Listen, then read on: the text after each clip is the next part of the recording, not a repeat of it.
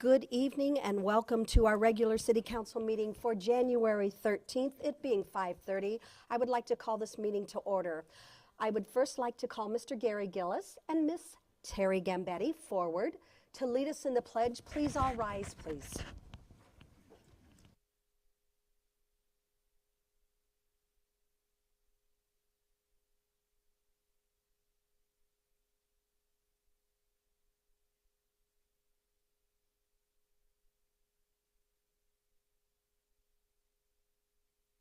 Thank you very much.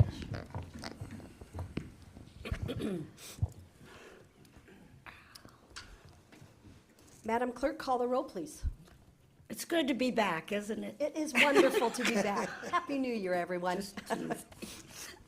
Councilmember Nutter, Here. Councilmember Orick, Here. Councilmember Onken, Here. Councilmember Hoheimer, Councilmember Abel, Here. Councilmember Helst, Here. Mayor Burris. Here. Having a quorum, we will conduct business. Chair would now entertain a motion to approve the agenda, please. Madam Mayor, I move that the agenda be approved as presented. Second. Motion made by Ms. Hoheimer and second by Mr. Abel. Any questions or concerns approving of the agenda? I believe we are able to vote on our machines, so council, take your vote, please.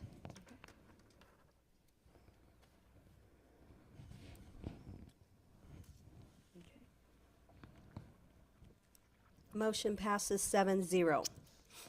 Chair would now entertain a motion for the approval of the minutes, please. Madam Mayor, I move that the approval of minutes of the City Council regular meeting December 9th, 2024 at 5:30 p.m. be approved. Second. Motion made by Ms. Hoheimer, second by Mr. Onken. Any questions, comments, or concerns about the minutes from council? Seeing none, council, take your vote, please.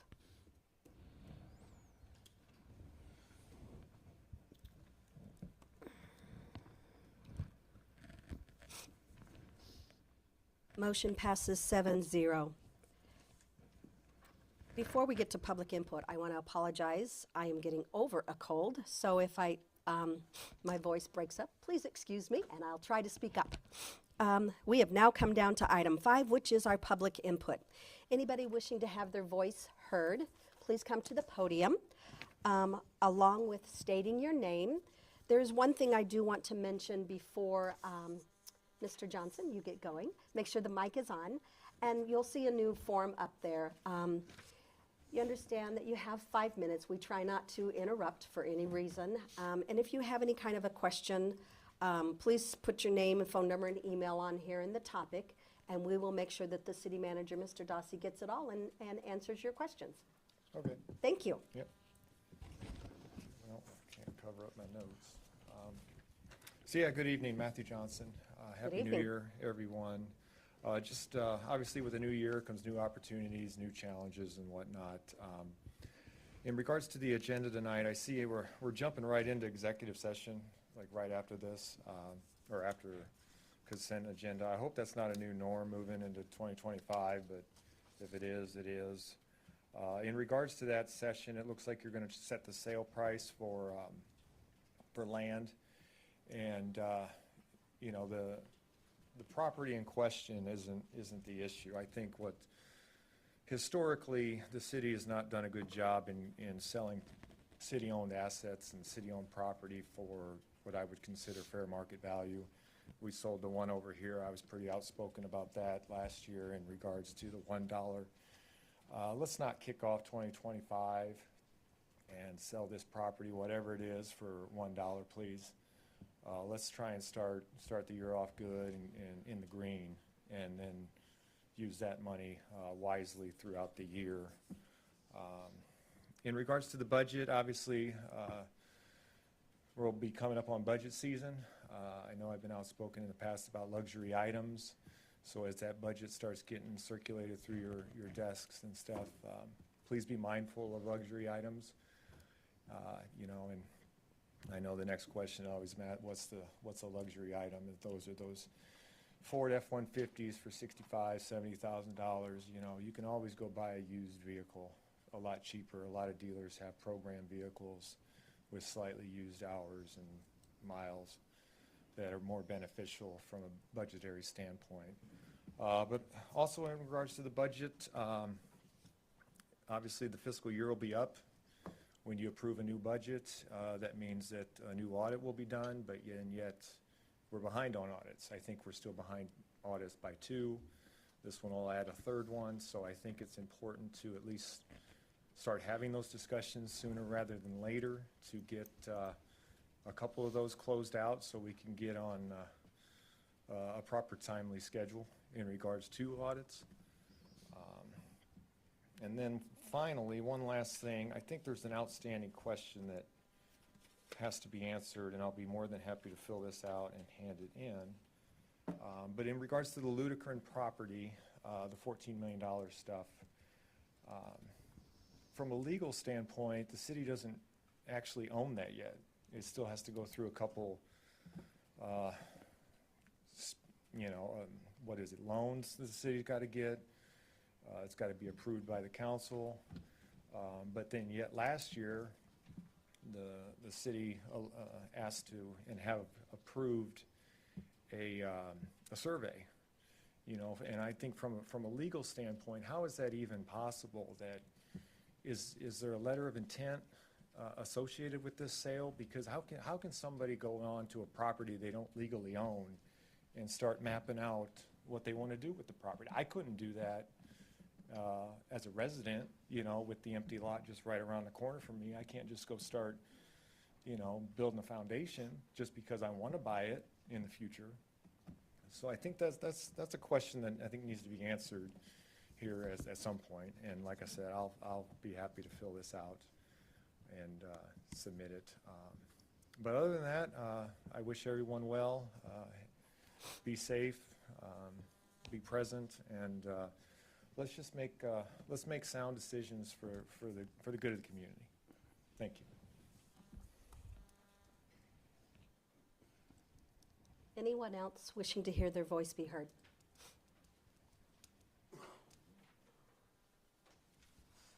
Can I pass these out to y'all? You certainly can. Okay. I'll take this up here too, but.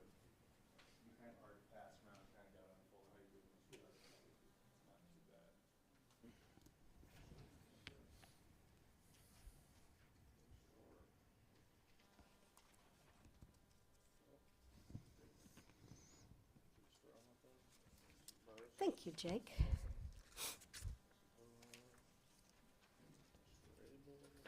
Thank you. Peggy.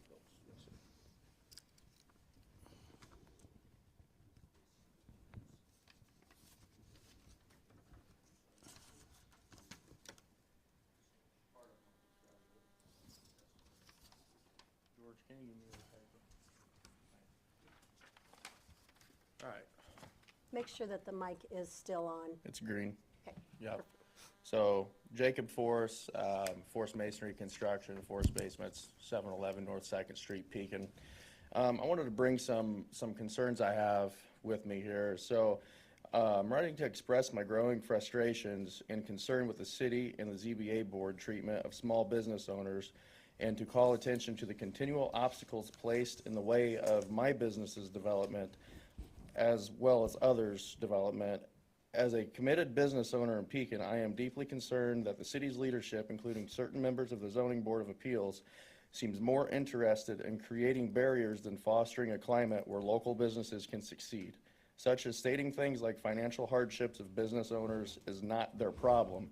It is simply the business owner's problem. I understand that to a degree, however, I feel it's a little overboard. I am particularly dismayed by the city's handling of my personal development on Veterans Drive. Initially, I was told to install a 100-foot apron on the north side of my property, which I budgeted for and completed. However, after I began the development, I was informed that I was also required to install a second apron at the additional cost of $40,000 out of my pocket. I wasn't able to budget for it. Additional concrete for ADA units came up, and now I'm being told that I must also install a fire hydrant before I can continue my development. After talking to Walker Excavating, I found that the installation of the water main for the fire hydrant will be $75,000. The fact that this requirement wasn't identified before I started construction is beyond frustrating, considering the city is the subject matter expert when it comes to codes within the city. This is something that should have been flagged before I began so I could budget it properly, which I want to point out that on my engineered drawings that I had to pay $30,000 for showed where the two nearest fire hydrants were, and nobody said that I had to put a fire hydrant, being a citizen, I'm not a developer. I always figured fire hydrants were just something that cities put in when they needed them. I didn't know any better. So instead, I'm now facing yet another unexpected significant cost that could have been planned for if the city had acted responsibly. When a member of the ZBA told me I should have been a better business owner by financially planning better than I did, I responded by addressing the above matters, along with the fact I was and still am a new business owner, learning something new every day, and agreeing that I could have done a better job. But the fact that the city sprung more things on me is out of my direct control. I was told the fact the city requires more out of me than what I budgeted for is my responsibility, and the city's requirements has nothing to do with the ZBA and the additional cost of the city has and is requiring me to do on top of, sorry if I might have skipped around there, I might have a problem reading it.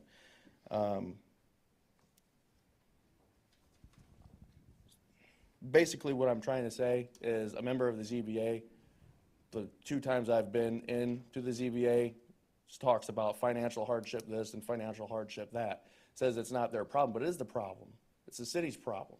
Because if the city's ever going to support economic growth, real economic growth, they're going to have to understand what business owners like myself need. Okay? If we're going to support economic growth, we got to have people move into the city. We have to have people that want to develop multifamily units like Lehman's did on Broadway. Nice ones like, I think it's Etho Builders is developing out in Morton next to Gold's. I would like to do something like that in the city of Pekin. But I'm not going to do it with all the barriers that I'm going to have to face after putting up my little storage facility that I got. I'm not going to do it. And I'm also not going to ask for $3 or $4 or $5 million from the city like Diane Cullinan has. It's supposed to, the mall out there is supposed to help economic, the economic of Pekin, but the only thing that's going to do is generate a little bit of sales tax. How long is it going to take you to pay the $3 million off? We need to have new people come into the town of Pekin if we're going to grow and do something about economic development in Pekin. And we're just not going to get there if we don't start considering business owners like me that call Pekin home. 30 seconds left. I just want to know, how many more obstacles am I going to face out there on my veterans property, and just some recent events too that I've was involved in with doing a job for a member of council. I was really turned off by the way some of the city staff acted while I was doing that job. There was a city staff member that, I don't know if they flat out lied or what they did, but the council member in here, that's my customer, felt like they needed a third-party opinion on something, and they got that third-party opinion, and that third-party opinion came up with the exact measurements that I had when it involved the possibility of a landslide. And the person that works for the city that was stating that there could be a landslide in the back of this home, I think they just pulled that out of their ass. Your time is up, I am sorry. Can I donate my 5 minutes? You have 5 minutes. Okay, I want to donate to Jake. Oh.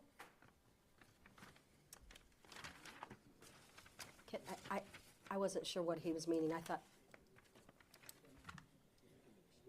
we can just extend yours. We have to, There's no objection, right? Is that fine? do we have to take a? I'll make a motion, we extend another 5 minutes to Mr. Forrest to hear the rest of his story. All right, I got a motion. I got a second by Ms. Hoheimer. All right. So, We got to vote. We have to take a vote. Hold on one Oh. second. Madam Clerk, call the roll, please. Aye. Aye. Aye. Aye. Aye. Aye. Motion passes 7-0. Mr. Force, you have another 5 minutes. all right, thank you. Thank you. So, after experiencing what I've experienced in the last handful of years doing business in Pekin, I believe it's time to reassess the city's approach to business development. Certain members of the ZBA and certain city employees have demonstrated a lack of understanding or willingness to collaborate with local businesses, and it is clear that changes need to be made. It is not enough to merely talk about economic growth and investment. Pekin must put policies and practices in place that actively support businesses like mine. Otherwise, the city will continue to push out the very businesses, the future of Pekin, that truly care about the city, like mine, myself, and my employees. We call Pekin home. The ones that Pekin depend on. I don't ask the city for money, which means I don't ask the taxpayers for money. I turned down the TIF money on my storage facility. I don't want it. What I want is an extension and for the time that I'm required to put concrete down on my property that I bought to make business sense for what my business does in revenue, right? So what does it mean for my business to call another city home? It means an immediate loss for Pekin in the amount of about $30,000 in sales from my other company. And I am under contract right now for a building in East Peoria for forced masonry construction and forced basements. Now, I only got 35 force employees, but over the next 8 years, as it grows, it's a loss of $138,939, not including inflation. This comes from sales tax at gas stations, fuel tax, and whatever else you guys get, the city gets from my employees coming into town or, coming to work here at Force. This does not count the future property tax the city could have had on my property located at 211 Veterans if I was to put the hard surfaces down like what the city wants me to do in order to build my third building. And I want to get 3 more buildings up there. And right now, I don't have to put concrete down any more than what I've already put it down, so that my taxes are only going to be able to go up so much. So the fact that the ZBA shut me down like they did, and I'm sure other businesses that come to them for something similar to this, they're hindering the growth of Pekin by just property taxes because of that policy. I mean, most business owners are going to want concrete because it looks nice. I want concrete out there. It just doesn't make sense for me to put it in right now. So, see where I was at. So if I was to pour concrete on all my drive lanes right now and build the other 3 proposed storage buildings and the main force company's headquarters for a total improvement cost of $3,710,000 on top of the amount I've already spent, I'll simply just stop development. That's where I'm at with it right now. I'll just stop it and leave it sit. I don't have to do anything. That's what I was saying a minute ago. I want to be clear, if the pattern of overregulation and lack of support continues, along with many other small business owners, we will be forced to look elsewhere to do business. There are other cities eager to welcome business and invest in their success. If Pekin does not want to lose businesses that care deeply about the community, again, the ones that call Pekin home, they must start acting like a partner and stop placing unreasonable and costly demands on those who are trying to make a positive difference. And I urge you to take immediate action to address these issues, whether it's reconsidering the approach of the ZBA or re-examining the city codes that hinder small business development. Something needs to change if Pekin is going to remain a viable place for business to grow. I mean, unfortunately, I see Pekin getting, even though you guys bought the Ludekins property, I see Pekin getting more and more like a Decatur or a Galesburg every day, and it breaks my heart. It really does break my heart. On a side note, I feel it's important to highlight an issue that further underscores my frustration with the city's operations. I am the type of person who prefers to stay in my own lane and focus on running my business. Unfortunately, not all city employees follow the same principle. Recently, I found myself entangled in an internal drama within the city stemming from a comment made by a city employee to one of my clients, a member of the city council. The employee expressed deep concern about the potential for a landslide due to the grading we had done behind a home, which was part of a project aimed at redirecting future water flow and installing a retaining 30 wall seconds. along with landscaping. This was an unprofessional and alarming statement, especially considering the engineers should be providing facts, not baseless speculations. As a result, my client understandably chose to hire a third-party engineer to verify the claim. The slope measurements given by the city employee didn't align with mine or with those of the third-party engineer hired by my client. In fact, the measurements from the third-party engineer confirmed that my slope was safe and aligned with my original calculations. Okay, I'm sorry, that's. Done. Okay, thank you. And then if you want to pass that around, I had let the ZBA know that is proof that I want to do something nice with my property on Veterans, and I paid several $1,000s for that piece of paper. But not one person on the ZBA board, and you was here, not one person gave me the respect to look at that. Thank you. Thank you.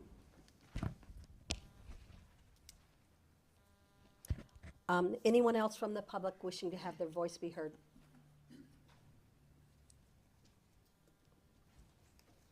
Good evening, Good evening. John McNish. Thank you for getting the ADA ramp lights fixed. You're welcome. Appreciate that. I was able to see coming up at tonight. Hard to follow that, but I'll try.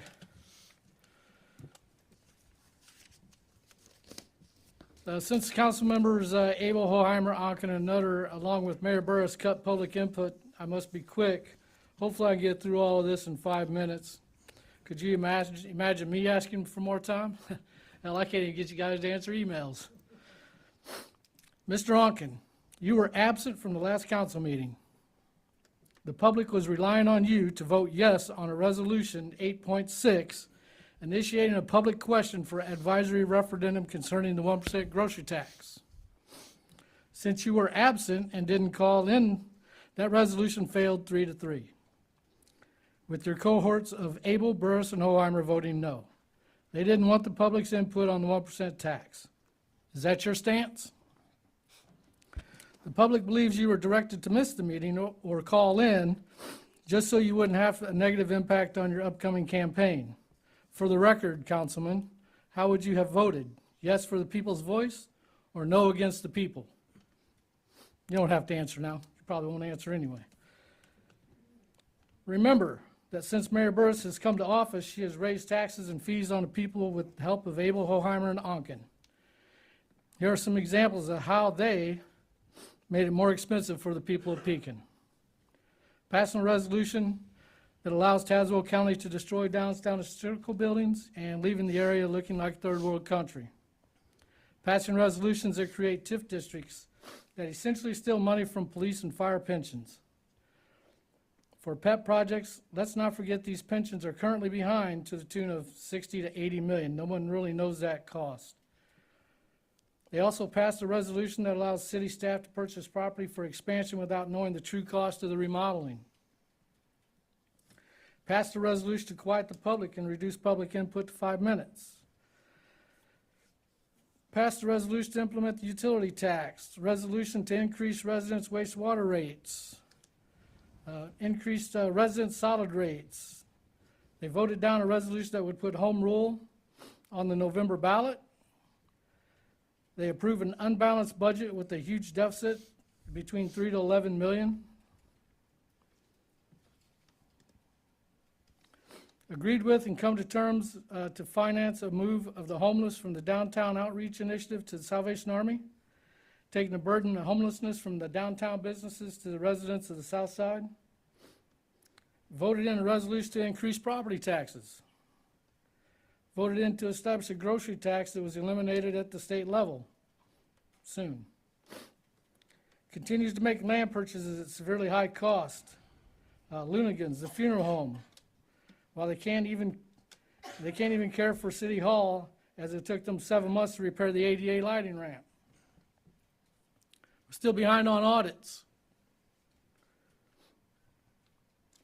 So I read a lot of books from this guy called Rick Risby, and one of his quotes it says, which I'm going to leave you guys with, is ego is the anesthesia that deadens the pain of stupidity. So I think that fits well for you guys.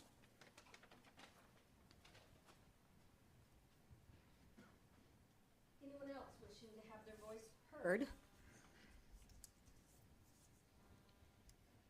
I want to thank you for being patient. I know you stood up a few times. Thank you so much. Name's Charles Curto. What I want to talk about is code enforcement in the city of Pekin. Make sure the council's aware of the problems in the code enforcement, and I think they need to look into the situations. First of all, they're treating people unfairly. They take a few pictures, and you know, pictures, you can take a picture and make something look good, make something look bad. So they take a picture of something, and they say, well, you shouldn't be doing this, here's a fine of $700.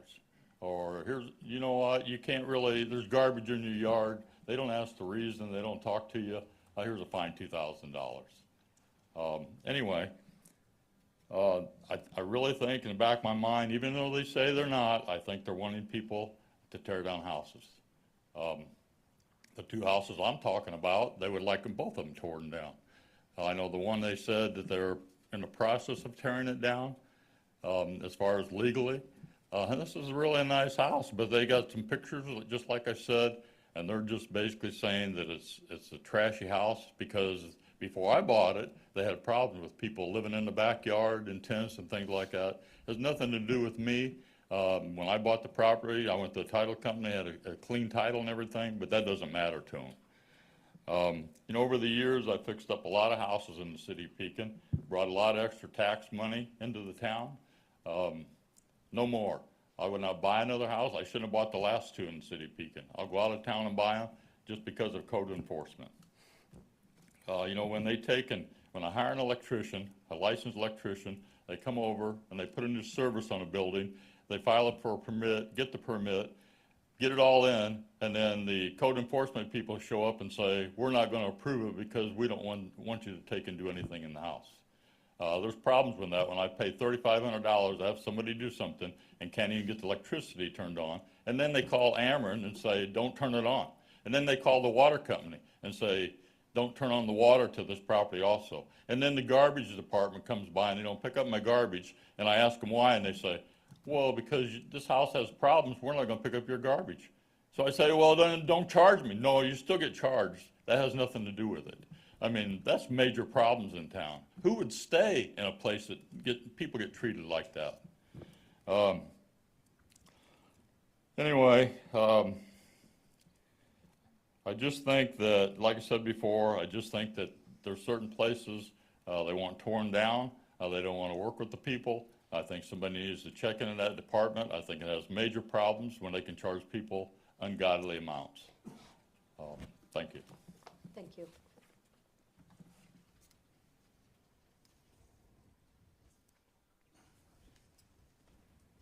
Anyone else from the public? Goodness, it's a busy night. Good evening, everyone. I'm Kevin Bresnahan, Pekin, Illinois. Jake Force and I own property next to each other out there on Veterans Drive. And Jake brought up some good points tonight, and I think the City Council and the ZBA, you folks need to take notice. Listen what that man said. He's a young man, he's got fire, you know, and he's got spirit, and he wants to see Pekin grow. He's got some good points, good ideas, and I like Jake. He's a good neighbor, and until some of these issues are resolved, what I've done out there to my property, all that dirt work that I did last fall, it's gonna stay the way it is until I see some positive things happen with him and his properties and what he's trying to get done. On another side note, I'd like to recognize Nick McQuett and Josie both with what the work I've done with them on that property out there. They've been fair and they've worked well with me on that. So just, you know, they get more bad press, what they do get good press, but with my experience with them so far, what I've done out there, it's been good. Thank you. Thank you very much. It is nice to hear compliments like that about staff, and I hate hearing things about criticizing our council. So thank you very much for those kind words. Anyone else from the public?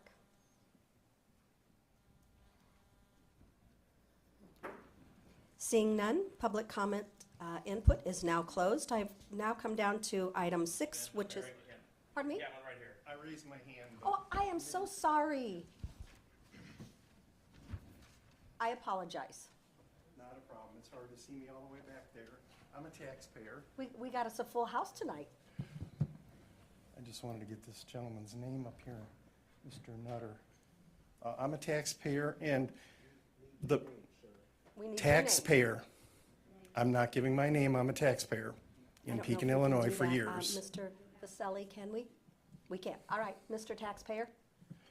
The 1% food tax has already been brought up, so I won't belabor that. I'm not for it. The second thing I wanted to bring up is, and it might have been brought up a little bit, is the 5 million with the Bergner's property. And the city council agreed to loan Cullens a total of 5 million over the next 2 years. I am not for that.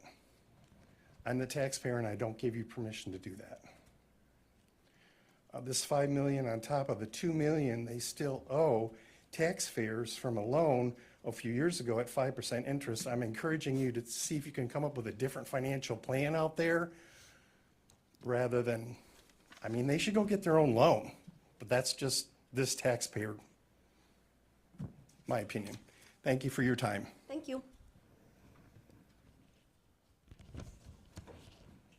Anyone else from the public?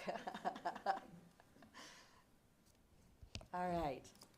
Now, public input is now closed. We have now come down to item number 6, which is the consent agenda. Chair would entertain a motion, please. Madam Mayor, I move that 6.1 financial reports, November 2024, 6.2 accounts payable, paid proof list through January 7th, 2025, 6.3 Pekin Fire Department monthly incident, December 2024, 6.4 Police Department monthly statistics, November 2024, 6.5 Police Department monthly statistics, December 2024, 6.6 Building Department permit report, December 2024, 6.7 Receive and file Traffic Safety Committee, November 2024 meeting minutes, 6.8 Receive and file submittals for the RFP for the acquisition and development of the 57 acres owned, city-owned property on Hannah Drive, 6.9 Receive and file bids for airport fuel tank replacement, 6.10 Receive and file submittals for RFP for wage compensation study, 6.11 Receive and file payments to Supreme Radio Communications, Inc. for installation of emergency communications equipment. Be approved. Second. Motion made by Ms. Hoheimer and second by Mr. Abel. Before we go any further, Mr. Dossi, do you have any updates on any of this consent agenda? Yes, Mayor. Item 611, this was the Supreme Radio. I believe we talked to the majority of the council.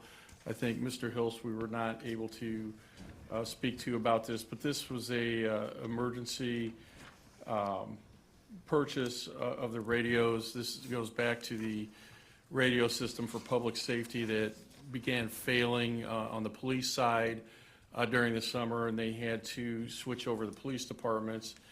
And the fire department was notified by the ETSB that the radio system, the old radio system, they were concerned about a catastrophic failure because they had a failure with another fire department. It was at that time we went ahead to have the install the radios. The radios had already been purchased. This was going to be a planned install, but we had to make an emergency installation on that. The policy that was passed at that time authorized that and to bring it to the next immediate city council meeting. However, we didn't have the numbers to bring to you until late December, and Chief Reese was gone at that time, so it was brought forward, and I believe you were just handed today a updated, detailed invoice, which actually, after we started looking at it, ended up being cheaper than what we initially thought. So This was emergency procurement due to the radios that were failing. Looked like something on there was like double billed. Pardon? It looked like something was double billed on there to begin with. I believe that was the case.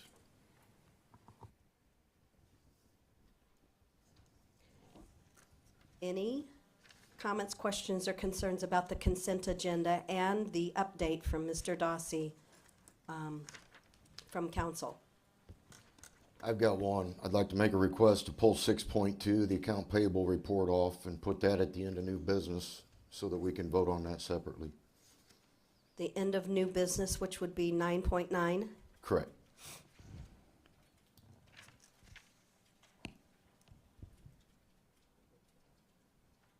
Anyone else?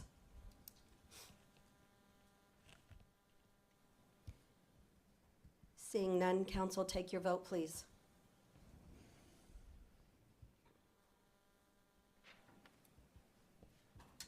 I believe.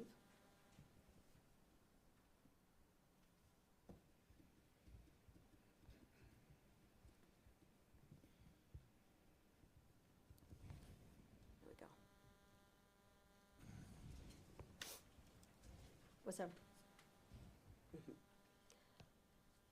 Was everyone able to vote? Yes. Motion passes 7-0. We have now come down to, let me turn my page here. Communications. With this, we have a presentation tonight. I am so pleased to have Ms. Terry Gambetti and Mr. Gary Gillis come forward and present our Pekin Bicentennial. Make sure that the mic is on. There you go. Is that okay? Yes, thank you. There you go. Very good. Look at that beautiful I logo. certainly hope that I'm not on the clock. You are not. Good, because I'm known for a lot of things, but brevity is not one Well, of you them. know what? 200 years comes around but one time. There you go. And that's why I asked, and Terry and I, as co-chair of the bicentennial, have asked to really have perhaps what I would consider the last official event associated with our historic bicentennial. Even though the calendar has flipped, we couldn't let the year just fade away without some kind of official recognition and official presentation. I was just thinking last night that it was 2 years ago, yesterday, that the Pekin Bicentennial Committee first met. And they first were organized in the fall of 2022, when then Mayor Mark Luft reached out to Amy McCoy at the chamber and said, gather a group of passionate volunteers that perhaps can get together and plan a fitting tribute to the community's bicentennial.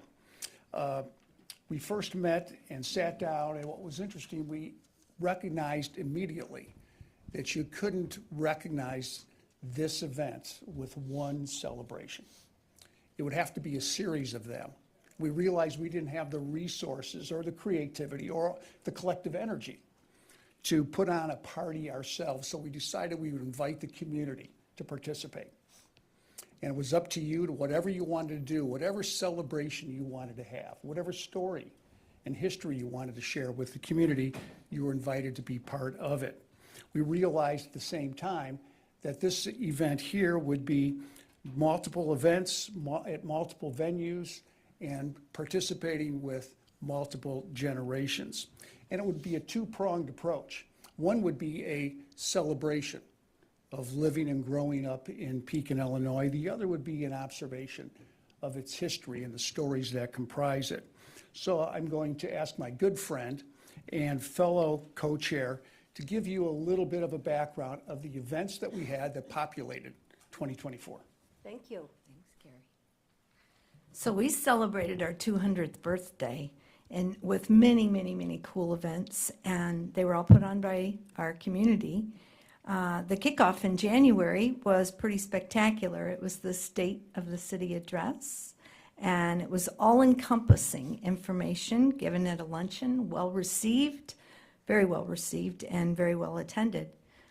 We had the Historic Adventure Quest next kickoff. It's a geocaching event for families in our community to participate together and learn about Pekin and its rich history. In May, we had the German Fest, which we celebrated Pekin's German heritage. We had a bicentennial trivia night with the proceeds to the Performing Arts venue in Mineral Springs Park.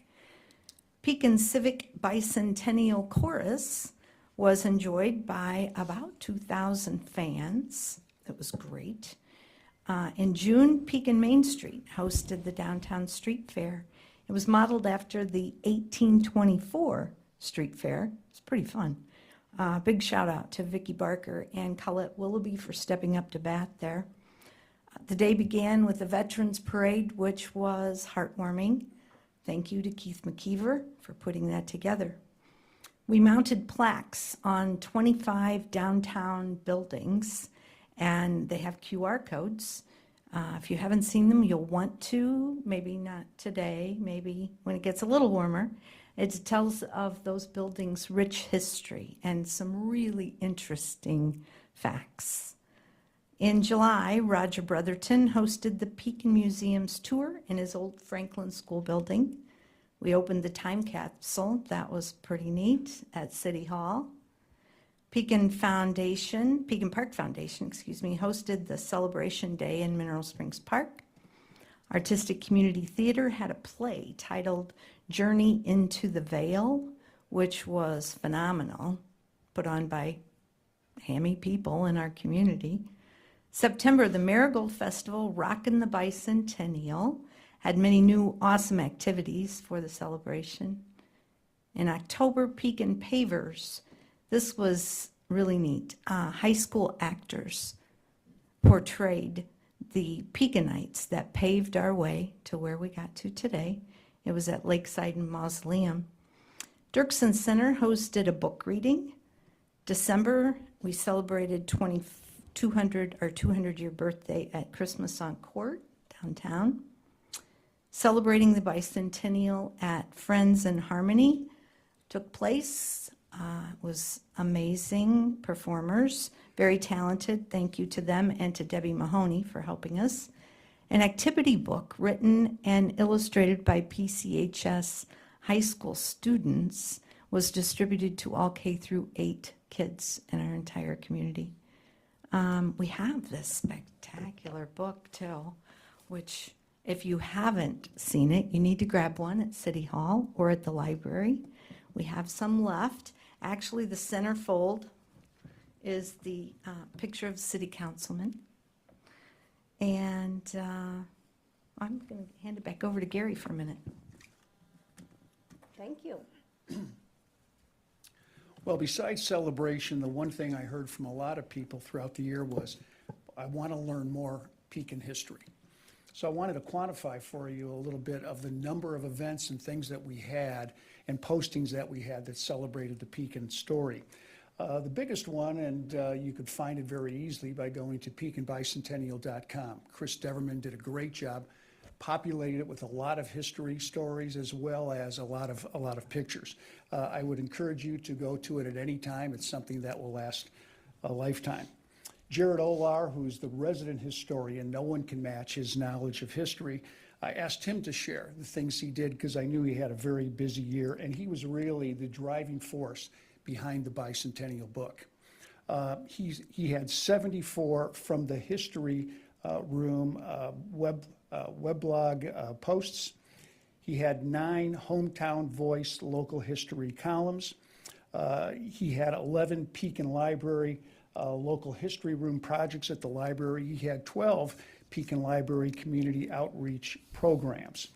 As I hope you know, host a podcast called whatsthestorypekin.com.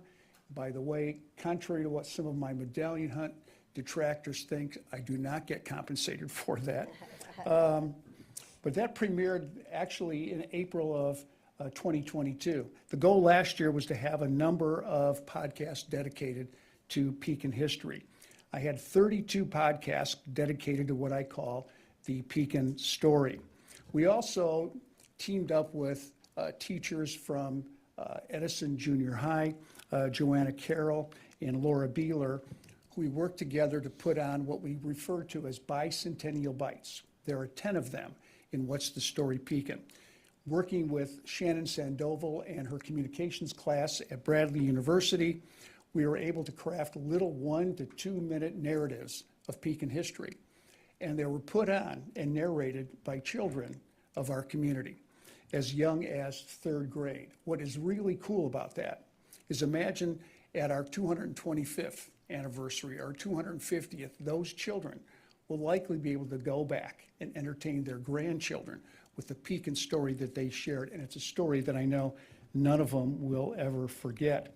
As was mentioned, we did also put on a lot of the buildings downtown QR codes, so you can go down with your phone and learn the story of that existing building. Bailey, Gambetti, and Jared all are teamed up well with that. The bicentennial book that Terry mentioned was one that we came out with late this fall. There were 4,000 of those that had coloring in there. It had crossword puzzles, word searches, a lot of stories.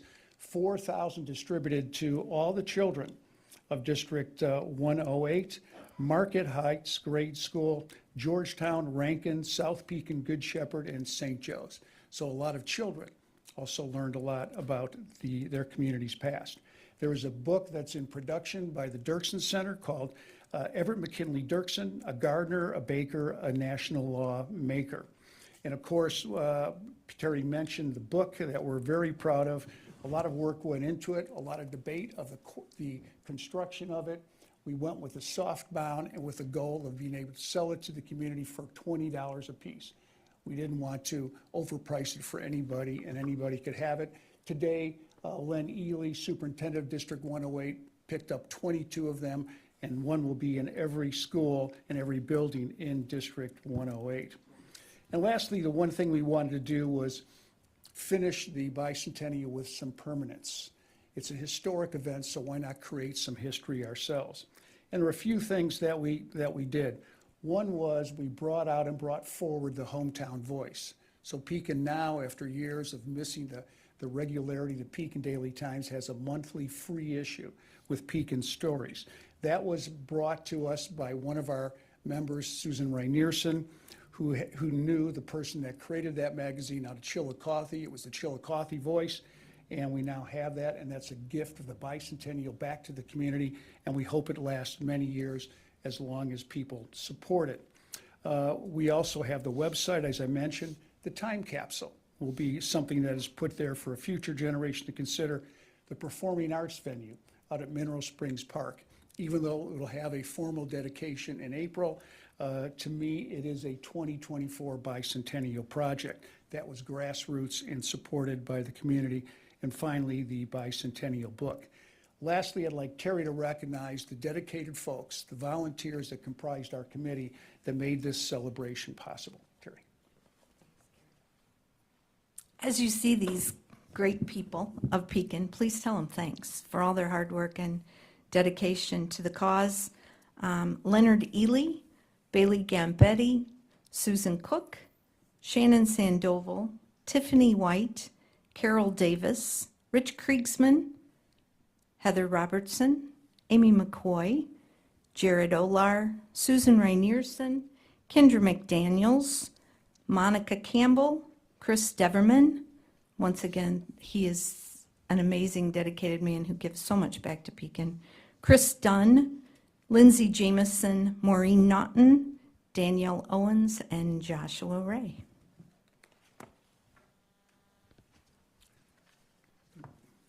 Let me finish in our behalf with something that matches, hopefully, the passions that you heard in the public input session, because it's something that I'm very passionate about, and it was a side note to our bicentennial observation, and it's one that's really difficult to measure, because even though we were sharing the Pekin story, we were also encouraging people, and I would encourage everyone to record and share your own story. My father produced a book of family history. He passed 25 years ago in a couple of days, but one thing he did was, at my request, wrote down, and after extensive research, the family story that took on a life of its own. It was almost a 300-page book. Today you can go ahead and buy books. I bought one recently that it asks questions of you, and just to answer those so another generation can look and hear and understand your story, because everybody I talk to is always telling me, I've wanted to do that, I should have done it. I wanted to ask my grandmother to do it, or my grandfather, and they're no longer here. So I would encourage you to be inspired after a year of learning Pekin stories to record your own. There's no excuse. You can sit down with your phone, you talk, it types. So as a side note and as a closing note, I would encourage you to do that. I know your job is to move forward, and in my opinion, a community cannot move forward unless it really understands and appreciates and properly honors its past. We had the pleasure and honor of doing that. I want to thank everyone for participating. It was a great year, and on that note, we'll put this thing to bed and officially close it. Just want to give a big thank you to the Pekin City Council.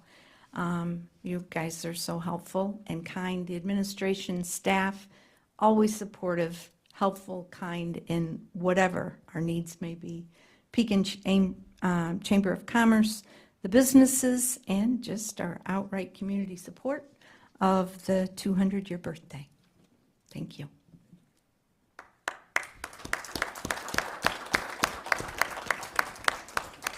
Well, I personally cannot thank both of you enough. You gave so much time out of your personal time, and thank you for giving us a little bit of your time, not a little, a lot of your time.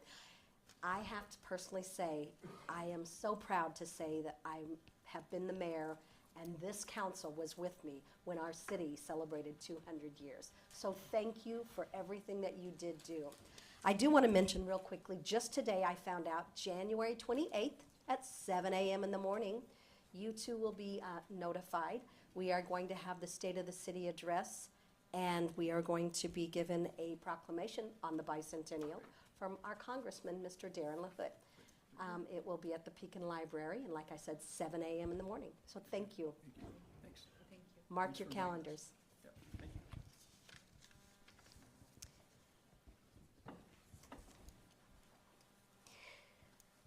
We have now come down to item number 8, which is executive session. Chair would entertain a motion.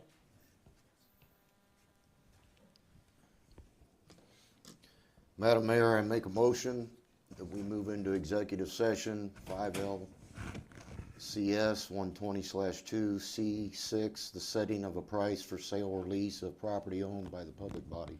Second. Motion made by Mr. Hilst and second by Mr. Orick. Council, take your vote, please.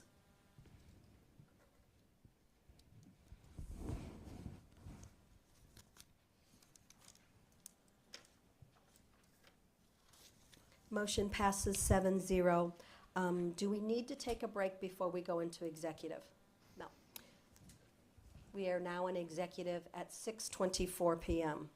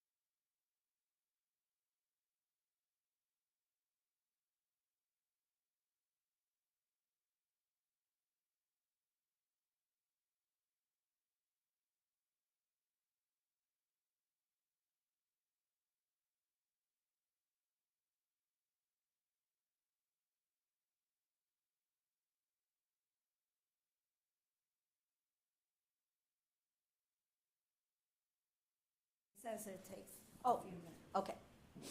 Thank you, Sue.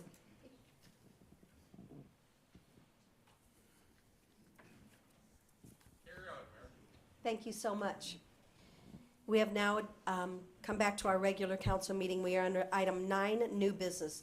Chair, will entertain a motion for 9.1, please. Madam Mayor, I make a motion that ordinance number 4262-25/24/25, approving an option and sale agreement with Ambient Fuels for the sale and development of city-owned property at 300 Hannah Drive, be adopted. Motion made by Mr. Hilston, second by Ms. Hoheimer. Mr. Dossi, would you like to discuss this with us, please? Thank you, Mayor. Thank you. Ambient Fuels has expressed their desire to acquire approximately 47 acres of city-owned property in the Riverway Business Park south of Hannah Drive for an industrial development. In September of 2024, staff published notice of RFP for acquisition and development of the property, and we received 6 requests for the full RFP. Only Ambient submitted a proposal. I'm going to have Josh Ray, Economic Development Director, speak a little bit more in detail on who Ambient is and a little bit about what this agreement's about. Mr. Ray. Thank you, Mayor. Thank you. Ambient Fuels describes themselves as a quote-unquote pioneering green energy developer through guiding heavy industry through the Great Green Upgrade.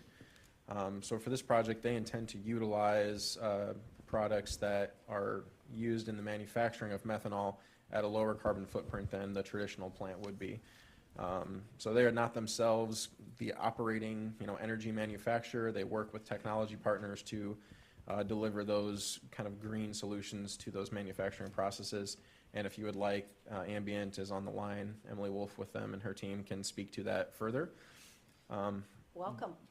The basics of the proposed deal are to give Ambient a 2-year option to purchase the property, for which they will pay a quarterly payment currently negotiated at $7,500 per quarter in the first year and $16,750 in the second year. That's per quarter. At any time after certain conditions are met, they can execute the purchase agreement to take ownership of the property at a purchase price of $1 million. That is approximately $20,000 per acre, which is right around appraised value there for the property. We had the appraisal done about a year ago. Ambient intends to construct a methanol plant at an estimated total value of $550 million.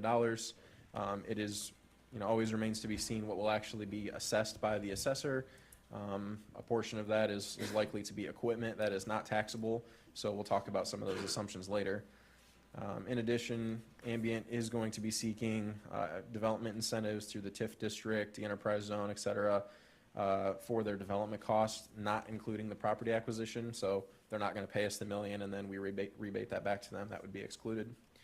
While the details would need to be negotiated in a separate TIF agreement to be considered by council in the future, the basic ask is for Ambient to receive 50% of their property tax increment each year until their development costs are paid back, based on estimated property values that is estimated to take about 4 years, after which the city TIF fund would receive all of that increment. A few other points: the option payments do not count towards the purchase price.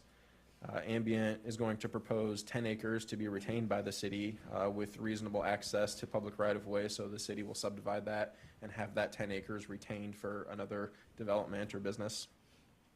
Ambient will apply for those TIF incentives, site plan approval, and any zoning relief that's required.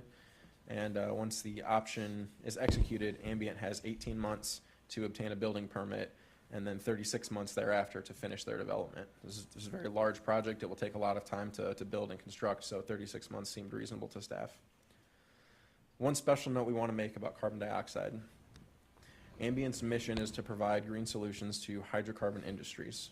In that effort, they plan to utilize carbon dioxide, not emit it, but utilize it as an input into their process. So they plan to have an inbound carbon dioxide transmission line. This is, and let me be clear, not a CO2 pipeline like has been discussed in the past that people have the yard signs up for. This is not being sent out of the plant. It's going into the plant to be utilized, and it will be a small diameter line, approximately 4 to 6 inches, not a large pipeline. It's not going to be sequestered into the ground. It's not going to be any harm to aquifers, nothing like that. Ambient speaks to this in that the agreement notes that the city may decide to regulate carbon dioxide lines in the future, including size limitations, location, materials, etc. They just want to be sure that the city does not totally prohibit them altogether and that there are distinctions made between CO2 pipelines that you may want to completely prohibit, sequestration, which you might want to completely prohibit, and this being different from that. So there's a section in the agreement about that. All that said, the state does currently have a moratorium on all types of carbon dioxide transmission lines, regardless of their size or use. And the state is determining what regulations are going to be promulgated to regulate those things. It's likely going to require several state permits through IDNR, IEPA, several other reviews. So staff is not at all concerned about Ambient's plans for carbon dioxide transmission. I don't know if Fire Chief Reese can speak to some of that. We already have some of that in the city of Pekin if you want to hear about that more. Any questions thus far before I get into the economic impact? Okay. I don't think so.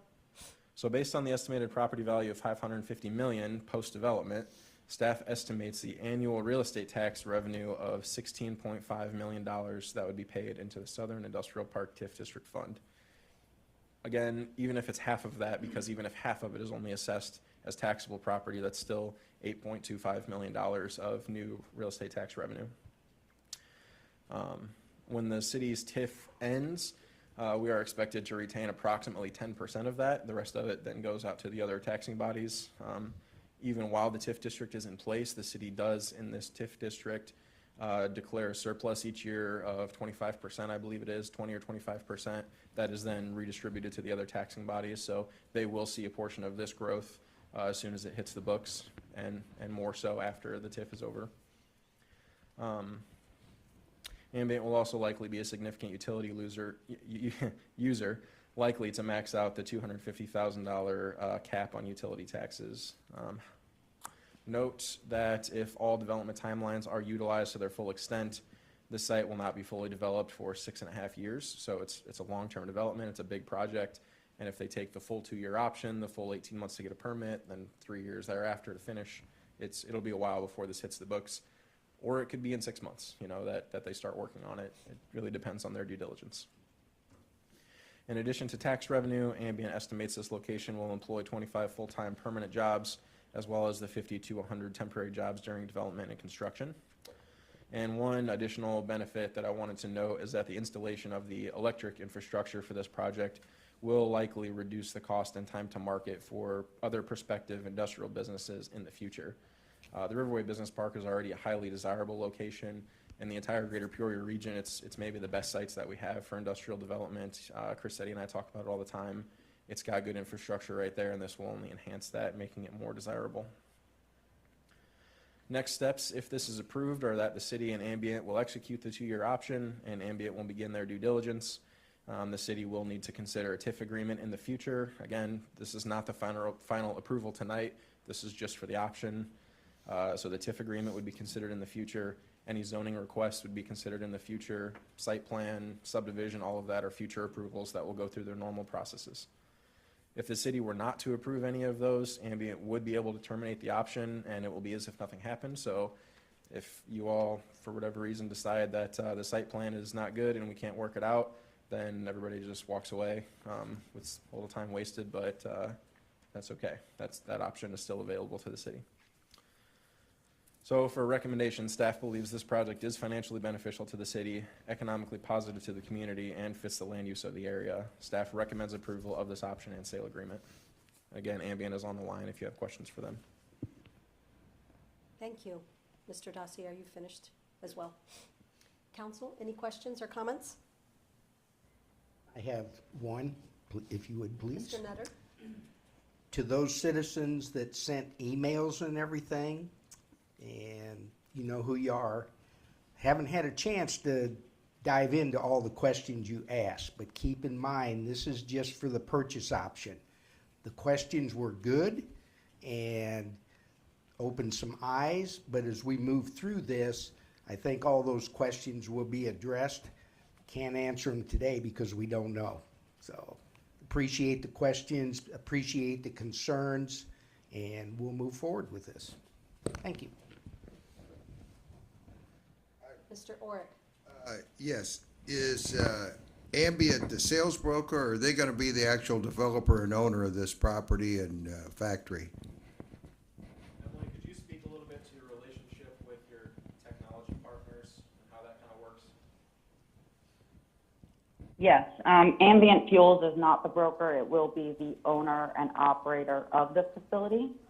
Our facility will have multiple components, primarily green hydrogen production, but then downstream methanol production. So we do have a co-development partner on the methanol technology side who may own part of the facility as well. But the base case plan is for Ambient Fuels to own and operate it. Ambient Fuels has equity commitment from a large sustainable infrastructure investor called Generate Capital. Also, can you tell me the places you've already developed, or are we the first one? I guess we are developing a site currently in Mont Belvieu, Texas, that is a little bit further advanced than this, as well as a site that we've developed in Corpus Christi. We do not have anything under current operation. This market is very new and emerging. However, all of the technologies that we plan to use, including our methanol technology partner, are in operation and have demonstrated safety and all, noise levels and all kinds of stuff, as well as technical and economic feasibility. And one of the main ingredients of you is the use of CO2. Are you going to have to import some of that into your facility, or do you plan on generating all the CO2 you need for this project on site? We plan to import into the facility just a very short distance. So I think Josh mentioned that as part of the agreement. It would be, a low pressure, very small diameter, probably 4, maximum 6 inches of pipeline going a very short distance. That would enable the utilization instead of release of carbon from another industrial facility. We will not generate any CO2 on our site. So all your CO2 you need is going to be imported into your site? I'm sorry, can you say that one more time? Oh, you are not going to generate any CO2, so all your CO2 you require for this process is going to be shipped into your site? Correct.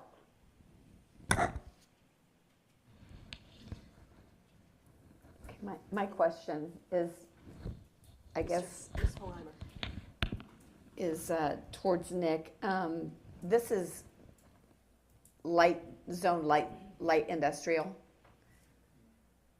And is this what this plant is? This is what the questions that I'm getting over and over again are.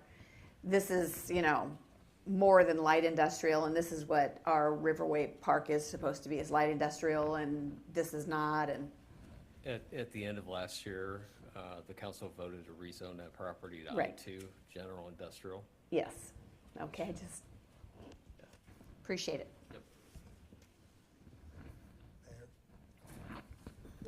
Mr. Abel? I have 2 questions, Emily. First, I assume you realize that we have a plant called Alto Ingredients, which produces carbon dioxide not too far from your proposed site. Have you checked into that to see as a partner to supply to your plant?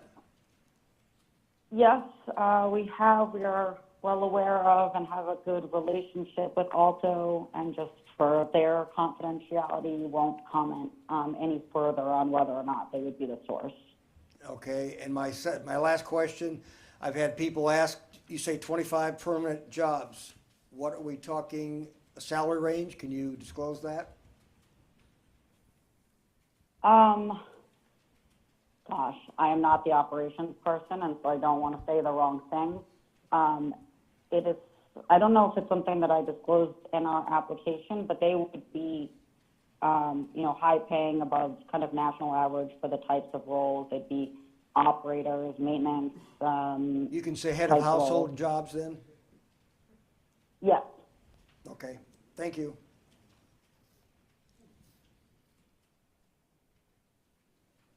And I apologize that I'm unable to be there in person today and really appreciate your thoughtful consideration. Yes, that's no worries. Thank you for getting on the line with us. Of course. Anyone else? Mr. Hills. Just, so it states in here that you might seek to drill some water wells if that's available. What if that's not available? How are you going to get your water resource? I understand that there's also Illinois Water Authority, I believe, that serves the area, and we plan to engage with them as an alternative source of supply to evaluate which is sort of best for both the project and the city. And then will you be hooking up to our wastewater treatment facility? I think we have not yet determined that, but I think that would be the base case plan. That would be a what? I'm sorry, I didn't hear you. That would be the base case plan. We have yet to engage with them and send, a list of expected sort of volumes and contaminants. But the water that comes out of our facilities is very limited, very, very limited contaminants, and usually is handled just through an evaporation pond. Okay, thank you. Mr. McQuett, did you have something you'd wanted to add? No. Mr. Ray? No. Any other questions from the council or to Ambient?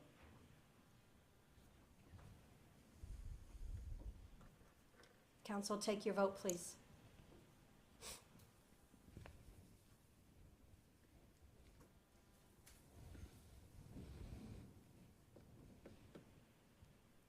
Motion passes 5-2. We have now come down to item 9-2. Chair would entertain a motion, please. Madam Mayor, I move that resolution number 224-24/25, adopting policy number 29, hotel incentive policy, be approved. Motion made by Mr. Abel and second by Ms. Hoheimer. Mr. Dossi, I'm going to turn this over to you, please. Mayor, if you Oh, don't mind. excuse me. Emily, we're all finished. We appreciate it. Okay, thank you so much. Take care. Have a good night. Bye. I apologize. We should have let her get off the phone. Thank you, Mr. Ray. Okay, we have a first and a second. Mr. Dossi.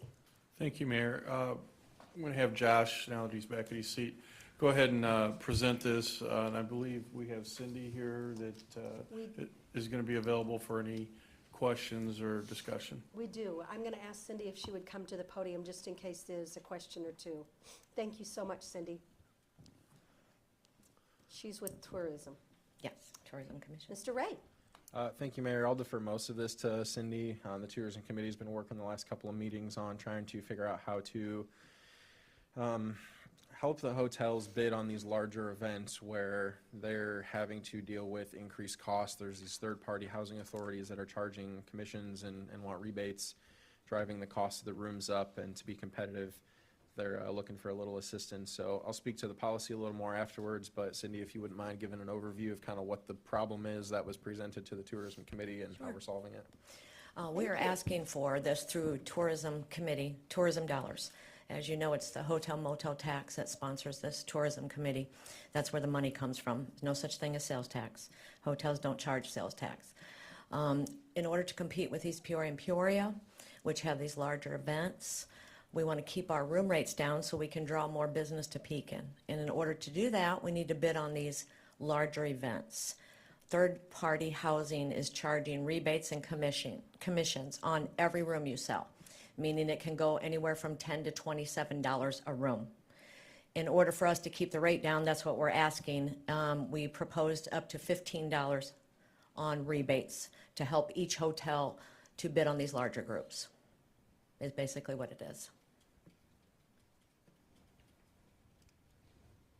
Mr. Abel. Cindy, would you explain the difference between the average rate in Peoria and the average rate for a room in Pekin to kind of let the public know the gap and all?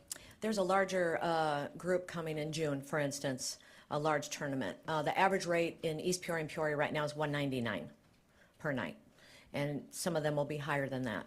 If we keep our rates down to, say, $149, $159 area, they're gonna come to Pekin.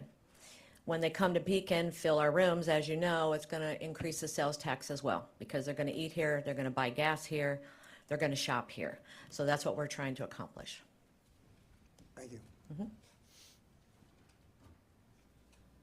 Mr. Orrick? Oh, thanks for meeting with me the other day, Cindy, I appreciate it. Thank you.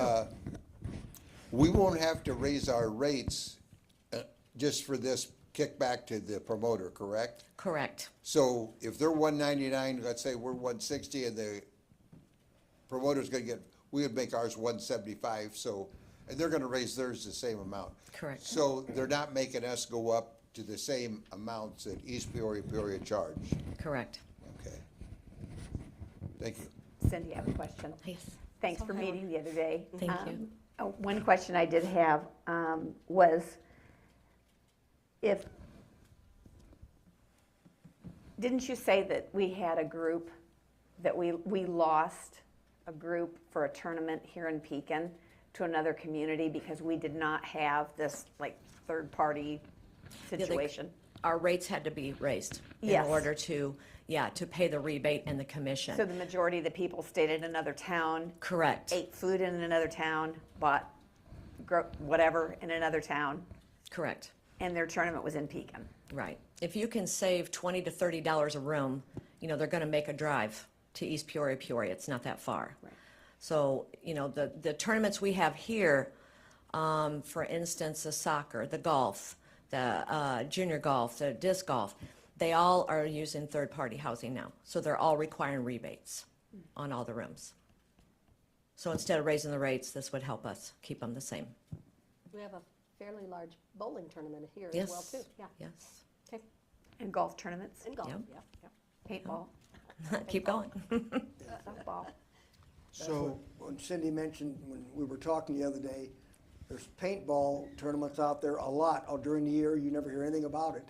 You said they don't come asking for money Nope. or anything, but they still bring in people to stay here. Exactly.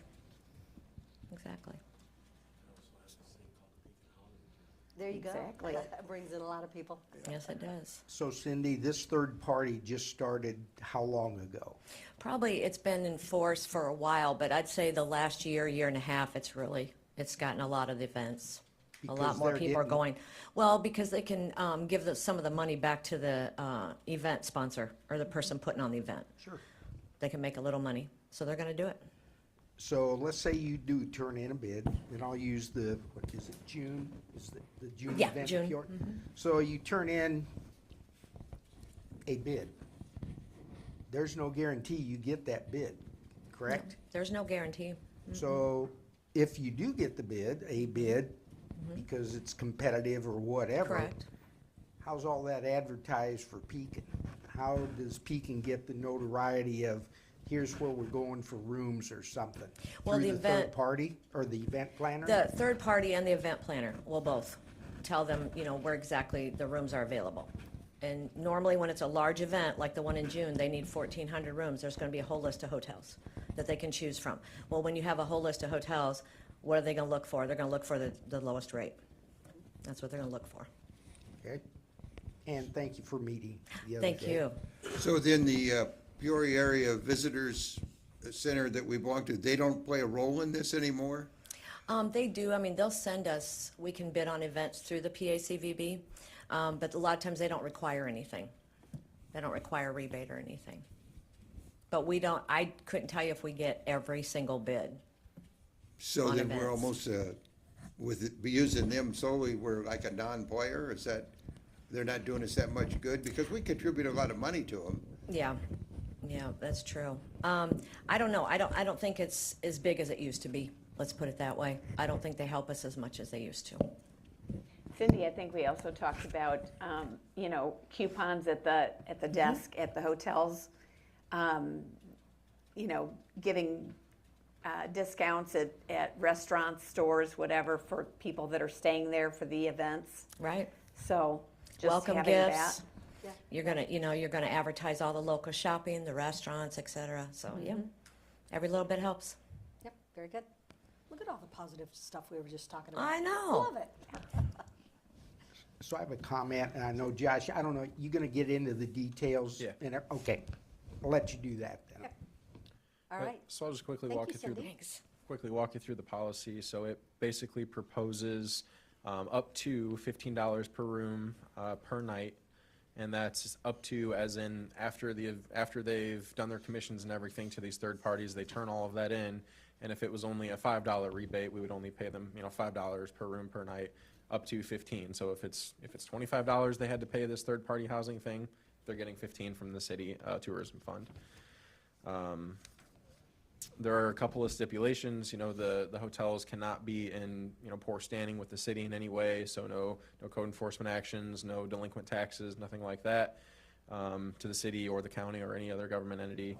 And then no single hotel can get more than 50% of the available funds each year. So if there's $10,000 available in a given year for this program, one of the hotels can only get up to 5 of that, and then it cuts off for them. And that's just to make sure that it's not all going to one hotel that constantly bids. Is trying to encourage the other hotels to participate as well.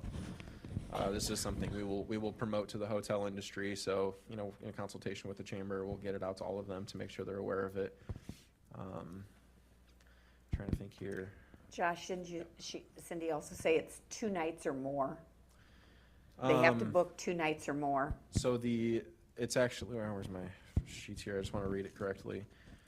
So it states, in order to try to not just have it be for any person coming to stay at a hotel, it's got to be for events booking at least 10 room nights. So that's still relatively small. I don't know if Cindy might be able to offer up a better number if that seems too small to council, but if that's a 2-night event, that would be at least 5 rooms that's being booked for that 2-night event.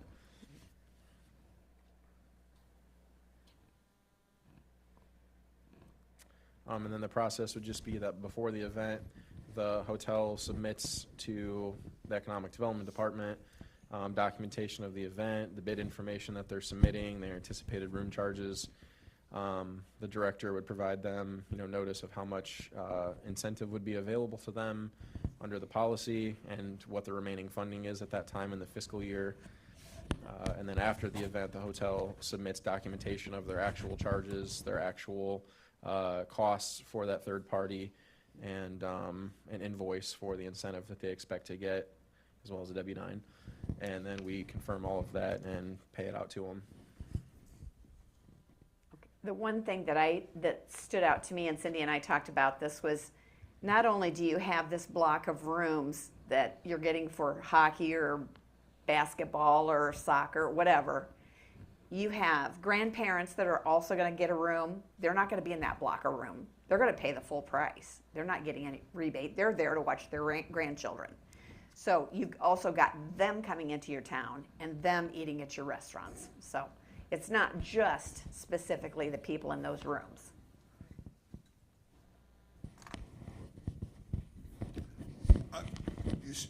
Okay.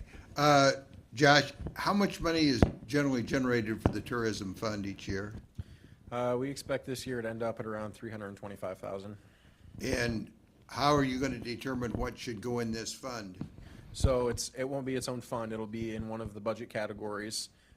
Council sets that number in the budget each year, and that could be combined with grant sponsor event sponsorships as well. That's all kind of one category.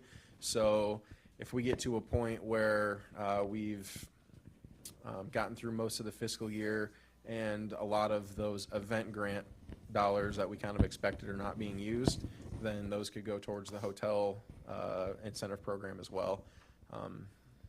Maybe Eric or could correct me. It's not its own fund, so if you all wanted to set a particular dollar amount just for this program within the tourism fund, that would be a separate ordinance or resolution that you would decide that number. I would recommend that you set a number, and if you need to go ahead and allocate additional funds to that bring forward. Okay. Then also, and maybe Bob, In one state line, you had said an IRS Form W-9, and then later on you said a 1099. Are those the same? No, so the W-9 is what they give us so that we know Oh, that's where given to to send you. their 1099, basically. Oh, okay, So they're giving us a okay. W-9, we're sending them a 1099. Okay. And one thing, and I thank Cindy for this pointing out when we were in there, that there's the word tourism, when we have the downtown street events, those really aren't tourism events, because that's just bringing people from our city or maybe another city. They're not gonna rent a room. Tourism, to me, is they rent a room for the night. Is that your idea of tourism? So there's state law and local code on that. It's something I actually plan to go over a little bit in the tourism budget presentation. So, I mean, we can talk about it more now, or if you'd rather wait till then. No, I'll wait. Okay. Just as long as you're aware of it. Yeah, I mean, it certainly lends itself to that in the statute and code. It's not explicitly required that it be just for overnight stay type of things, but Okay. it's geared towards that. Okay, thank you. Josh, so we're gonna make this a city policy. So you're gonna assign a number to it? Yeah, 29, I think, is what Sue already put on it. My copy doesn't Oh, have okay. that, so there is a number. Yeah, there'll Okay. be a number. Another concern is about 50%. So we got 5 hotels, something like that. So if Cindy is the only proprietor or the only person that's bidding on all these, the others don't want to go through the hassle, don't want to participate in the program, is it a penalty to her because she's out there hustling it and trying to get the people in? I have some Yeah. concern about the 50%. There's a give and take there, right? You don't. Yes, you there don't is. want one hotel to get all of the money. On the other hand, if there are no other hotels that want to participate, so maybe after the first year, or maybe after a couple years, you look at it and say, okay, there was only 2 hotels that cared, so maybe you can change that number. For now, I think I mean, it's really up to you. I don't really have a strong opinion one way or the other, but 50% is what we came up with as a good benchmark. If there's 5 hotels, 50% seems okay for one. Sure. And I agree, we need to develop the trend and come back if that only one's doing it. Yeah. Take that out of there, and Yeah, let them kudos keep doing to it. pushing it, so. Maybe it's a situation where they see how well one hotel is successful at it, and then it's like, hey, we want to get involved in this as well, too. Well, the other thing we discussed, the third party, there's a lot of events that go on, I'll use the high school, that probably does not use a third party. And it's, no matter what chess tournament, swim meets, there's 40 or 50 events that don't use this third party. So, hey, we're promoting this maybe through the high school, so you still get the people coming in. Hey, it's another incentive to bring and stay in Pekin. Yep. Mr. Abel? I think this is another way, and Cindy and I were talking about this, the misconception the public has got. They keep saying, there's my taxes again. This has nothing to do with the budget, the general fund. If we don't put heads in beds, there's no tourism committee. Flat out, that's it. So there's no money coming from the city. It's not the taxpayers paying for any of this. And I think this will maybe get it out in the open again, and maybe people finally realize it's not the taxpayers footing the bill for this at all. Okay. Unless they're staying in the hotel. Right. Different story. Right. Are we ready to take our vote? Council, take your vote, please. I think.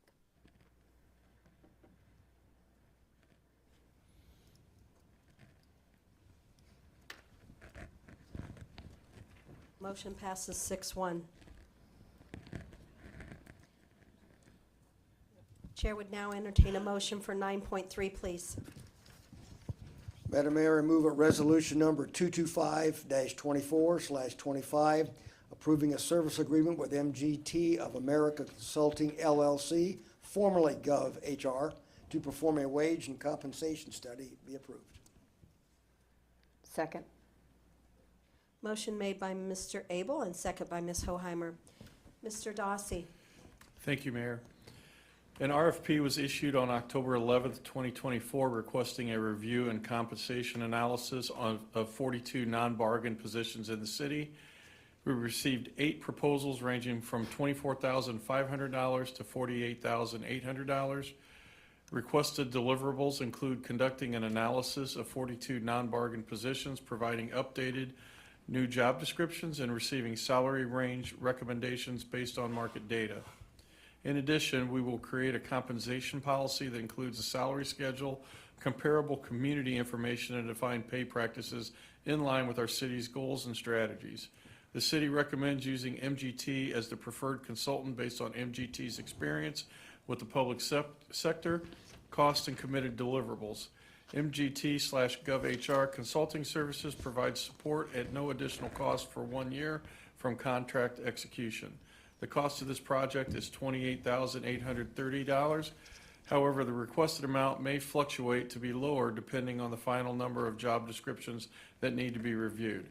Job descriptions are priced at $250 per description with a maximum of 42 descriptions included in the requested amount. And Shelley can answer some of the questions council might have on this. I can just recap a little bit, if you don't mind. I'll share. Again, the deliverables are really just looking at our job descriptions for non-bargain. There's 42 of them. And we're proposing MGT because they're actually going to update those job descriptions, meet with our employees one-on-one to really understand what the jobs are. We've not had a salary study since 2013. It's recommended to do this every 7 years. We want, that range recommended. The compensation policy, which city manager said, which is all things compensation. We have nothing documented today. So that's really about figuring out how we want our pay practices to look and get it documented so we have transparency throughout the city for our employees and the city and our community. And then a process to maintain that going forward. So I'll take any questions. I do have some thoughts on why I'm proposing MGT instead of Evergreen Solutions. If you have questions on that. Thank you. Mr. Nutter, you had that look. Oh, Mr. Hilst. Well, I was looking at the line items on those expenses. So I see the 005,569,000 for other contractual services. I don't see the other one. Where's the 152,100? Where's that budgeted at? That is the aggregate of all the contractual services together in the HR department. That's every single line item combined? In the HR department. And those are all considered contractual services, all these line items? Office equipment and furniture? The dues and subscriptions? I believe that they're all training and education. Training those and all education. They okay. they all pull together.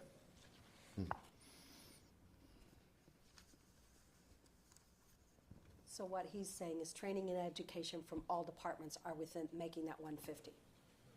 No. No, all the line items the under line human items. resources making that. Okay. Correct. Okay. So in this proposal here, the other contractual services is a component of contractual services. The budget for other contractual services, $50,000. Okay. The contractual services as a whole for the category is $152,100. All right. Thank you.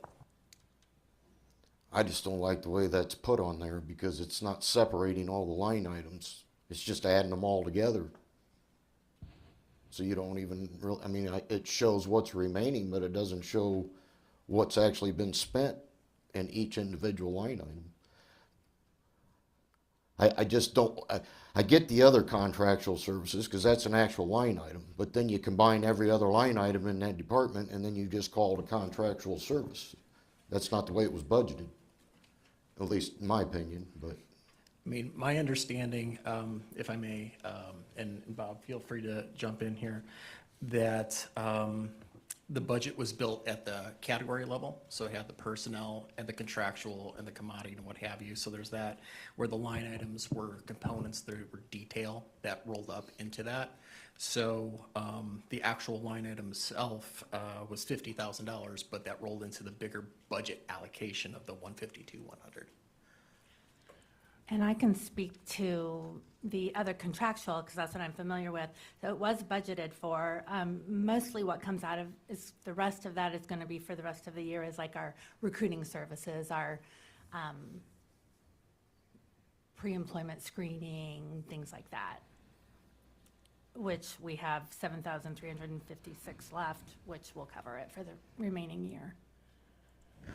Right, so in order to pay for this wage study for almost 30,000, that's gonna have to come out of what you're calling contractual services, which is every other line item in this department. So how do we know how much you're taking out of each one of these line items for that? I think it just comes out of the Comes one out of the that's got one line. 50,000. It just comes out of the one line. There's sufficient capacity in here. So in the other contractual services, there's $50,000. Right now, after the expense, you'll have $7,356 remaining, so they have capacity in that given line item.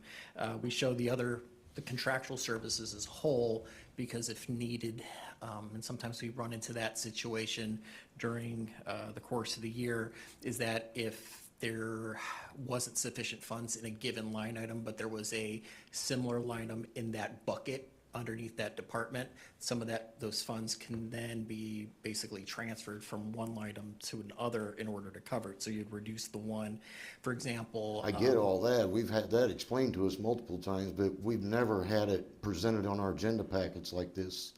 That's just something that's newly started from what I've noticed anyway. I mean, it usually just gives you the specific line item on where it's being budgeted. Even if there's no money budgeted in that line item, it'll tell you that. To me, this just looks like there's a lot of things compiled together, but that's all I have.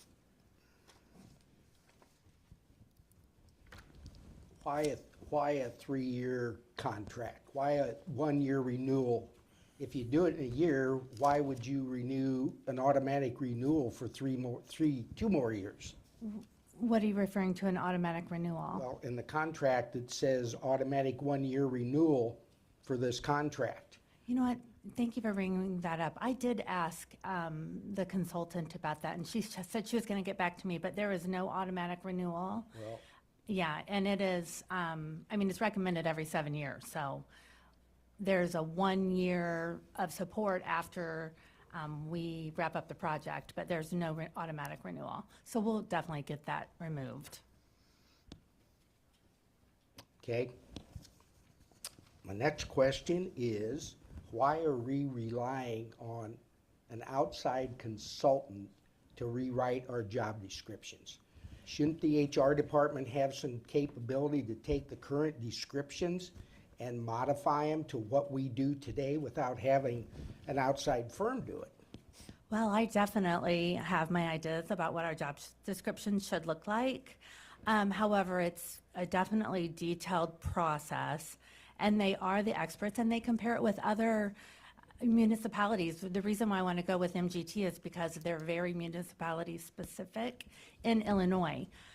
So it takes tools, it takes resources, and information that we don't have to update our job descriptions. So you're a great lead-in. So are you going to dictate what municipality to go look at? Or are we going to go New York City and Dundee, Georgia? Or are we going to go Galesburg, Morton, Washington, Peoria? That's right, local. And so, again, a reason why I want to go with MGT is because they support Illinois. They're like really heavy in Illinois. Evergreen Solutions have done 2 cities in Illinois and 1 county. And so the comparables are it's a very detailed process to determine the comparables. There's like 8 criteria that they look at. And so those will be the communities that we look at, and most of them I'm sure will be in Illinois. So, because that's where our market pool's should coming we from. not be telling them what municipalities instead of letting them pick and choose? Well, you know what? Evergreen Solutions said, we want you to tell us, and I say, I want you to tell me. Because they have a process where they determine, and I can, like I said, it's like 8, actually, I have it right here. Yeah, I'm gonna be involved in the whole process, but this is how they determine our comparables. Population, distance from Pekin, number of employees for full-time and part-time, general fund expenditures, equalized assessed value, square miles, sales tax revenue, median household income, and then there's a few other things. So I feel very confident that their comparables are going to be accurate. But that was Evergreen, right? Or that was MGT? That was MGT. Okay. She did say That- Evergreen, so I. Oh, I'm No, sorry. That's okay. That was That's why I was MGT. confused, yeah. So then I'll get down to the last is all these job Wait, descriptions. Dave, before you go ahead. continue, did you want to say something, Mr. Vaselli? Or you want to let him finish? Okay, yep. Mhm. Go ahead, Dave. I gotta find- apologize. I No, want to you're make sure that fine. wasn't. Go through this. Bear with me a minute. The main ones that I see, we're pretty much fire chief, deputy chief. But then we get office assistant, administrative assistant, executive assistant. To me, sounds like repetition.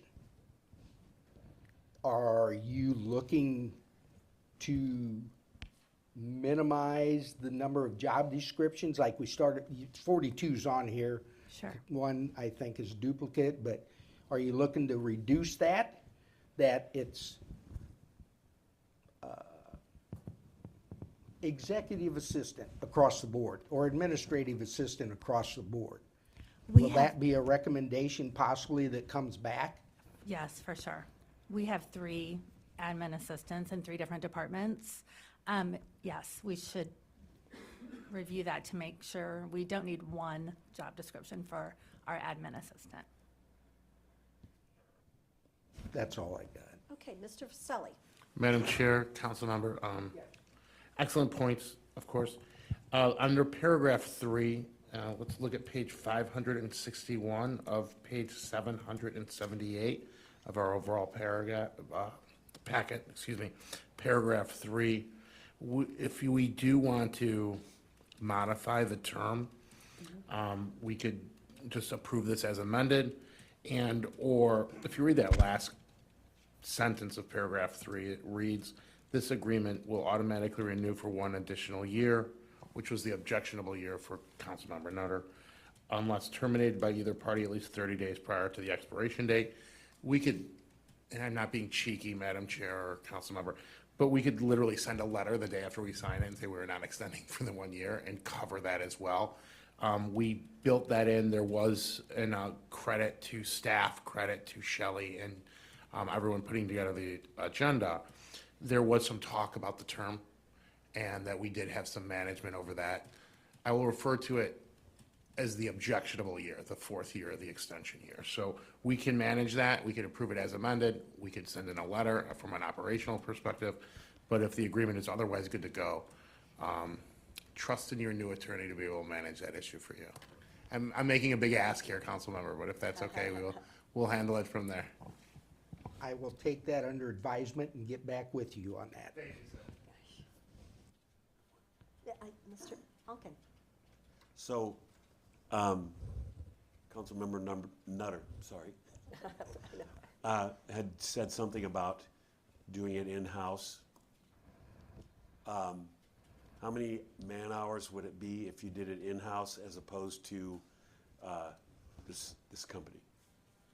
Well, MGT, I was looking at my notes here, they, I want to say, 18 weeks? And so I could not answer that, but it would be really hard and really time-consuming, and I don't have the tools. Okay. And I think just to add on to this a little bit, from a legal standpoint, we want these to be right because these job descriptions could have some liability or legal ramifications down the road. So we want to make sure they're right, and they are the industry leader doing that. Thank you. Council, take your vote, please.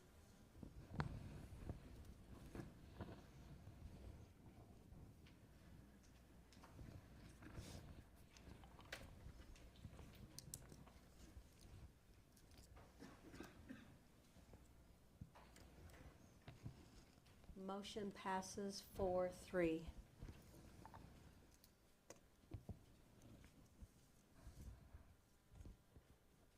Chair would now entertain a motion for 9.4, please.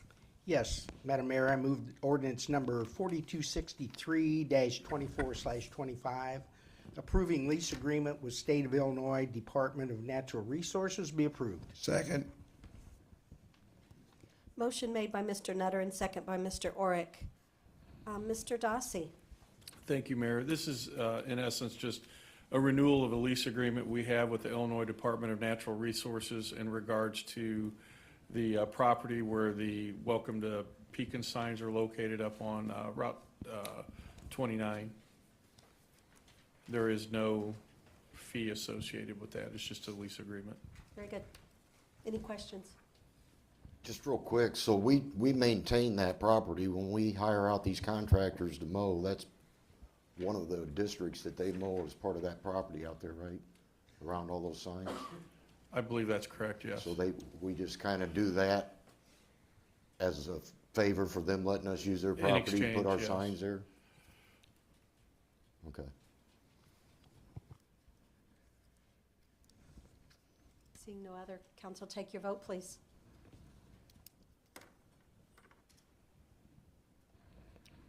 Oops, did yours not come up?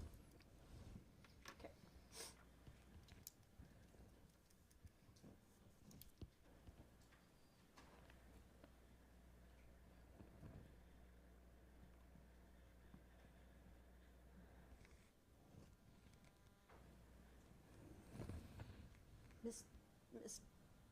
Mr. Orick? Did you vote? He did. They said you didn't, but I saw you. Oops.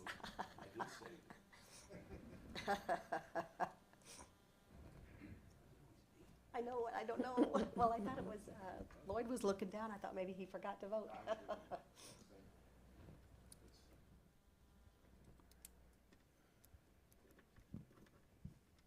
Okay, motion passes 7-0. Chair would now entertain a motion for 9.5, please.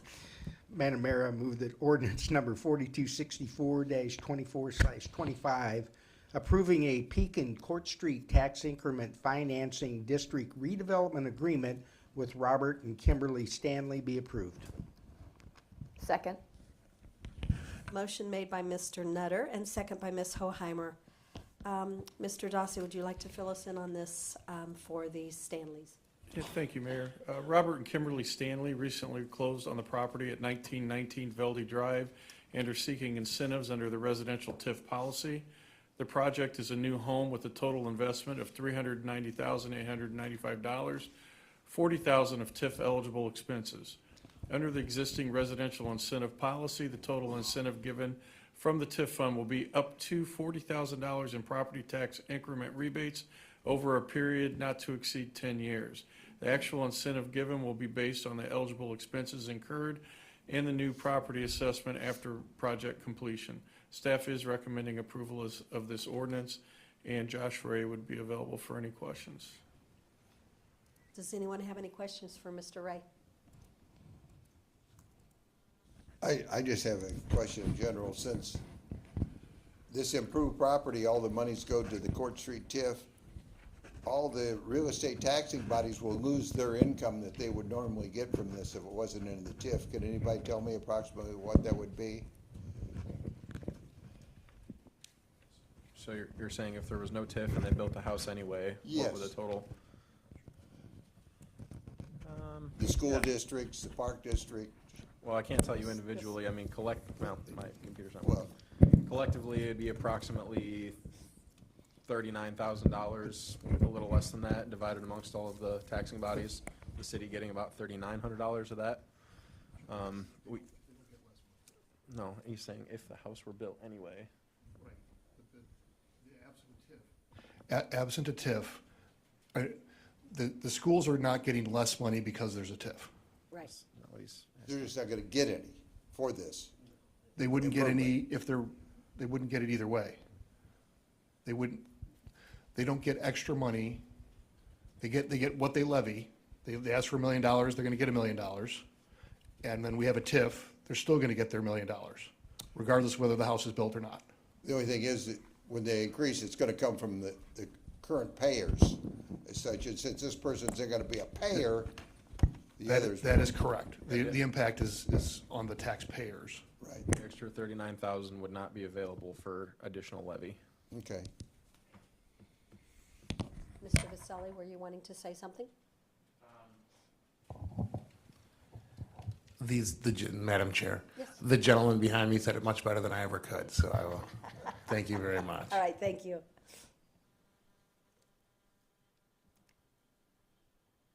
Excuse me, with the exception that we do have agreements with the schools that they get a cut of these things, because they're most impacted by residential development. Right.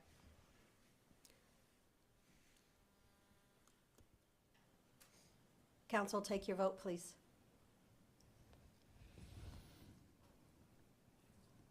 Oops, I don't know if I hit it in time. Motion passes 6-1. We have now come down to 9.6, please.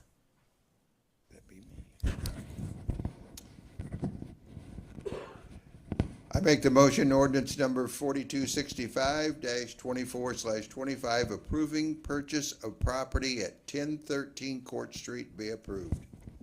Second. Oops, I'm sorry, who seconded? Mr. Abel? Okay. Motion made by Mr. Orrick and second by Mr. Abel.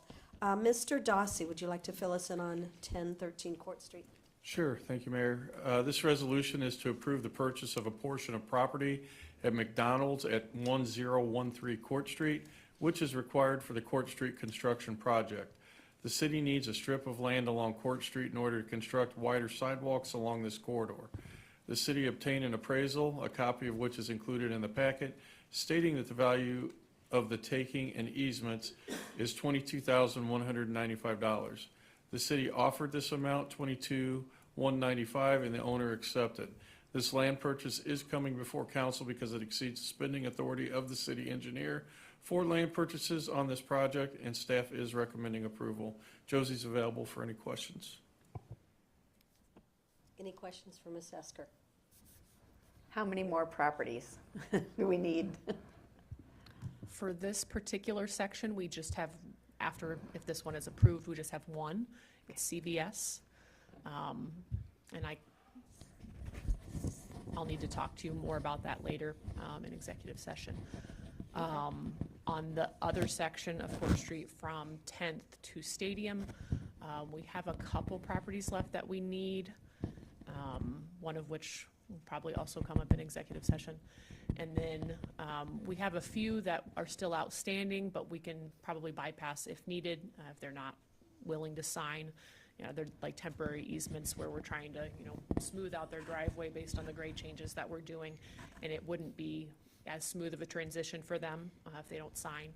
But that's something that we can at least move forward with the project. If they don't want that to be done on their property, that would be fine. So that's the long answer. Short answer is 1 on the first project and 2 on the longer section project. Thank you. I have a question. Yes. Josie, there's also a permanent easement for $9,635 and a temporary for, how were those prices determined? A qualified appraiser does all of those valuations on larger projects. So anything over $15,000 has to be done by a qualified appraiser. And those appraisers have to be basically IDOT certified. There's not as many of those. And then we have to basically use whatever they state as the appraised value and offer at least that much. Okay, so even though possibly the business might say, you can just have them, we're gonna make this offer? We can request donations. We did in certain instances, like with the Park District, we did with the hospital, where the city actually donated the right-of-way to them a long time ago, and then we're asking for a little bit of it back. You know, those type of instances, yes, we're definitely asking for donations where we can. With a company like McDonald's, the time that they had their attorneys review all of these documents, it's probably cost them almost that much money in review. So, you know, this is a pretty low dollar amount for this type of corporation. Yeah. So So this, I think it is this reasonable. McDonald's owned by the corporation. It used to be individually owned. It was a franchise. They still have to have the corporation and all the Oh, do they? attorneys review it. Okay, thank you. No, this is not the McDonald's side, this is Wertz. So this is across the street from McDonald's. No, this one is McDonald's. Okay, Oh, okay. I'm sorry.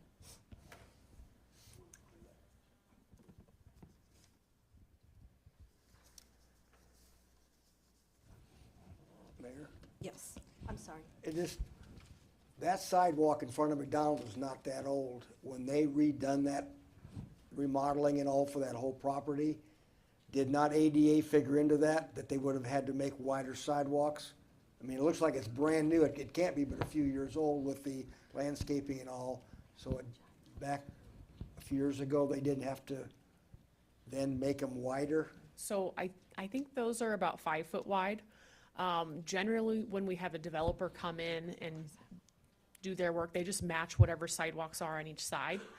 And 5 foot actually does meet ADA. The 6 foot comes in with IDOT standards, not with ADA standards. So that's a little bit of a nuance there. But this is required because we are using IDOT money. We have federal money on this section. There's also liability issues if you don't follow the IDOT standards, even if it's not an IDOT job. On a big road like that, you really need to follow those IDOT standards. If you had, say, a 4 foot sidewalk that you just put in, you did it new, and somebody got hit on that sidewalk, they could sue the city and say, well, you didn't follow the standards. I didn't have enough space between me and the cars, and there could be increased liability to the city that's not really worth it to not go after the additional foot and meet those standards. Thank you.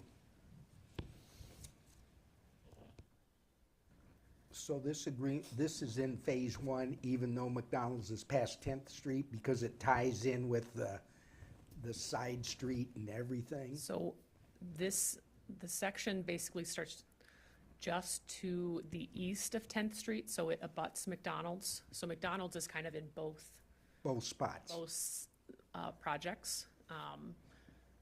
So it's required to be able to take off with the section between 8th and 10th, which is the part that has the federal money. Okay. Yes. That explains that. Thank you. Yeah, thank you, Dave. All right, are we ready to take our vote? Council, take your vote, please.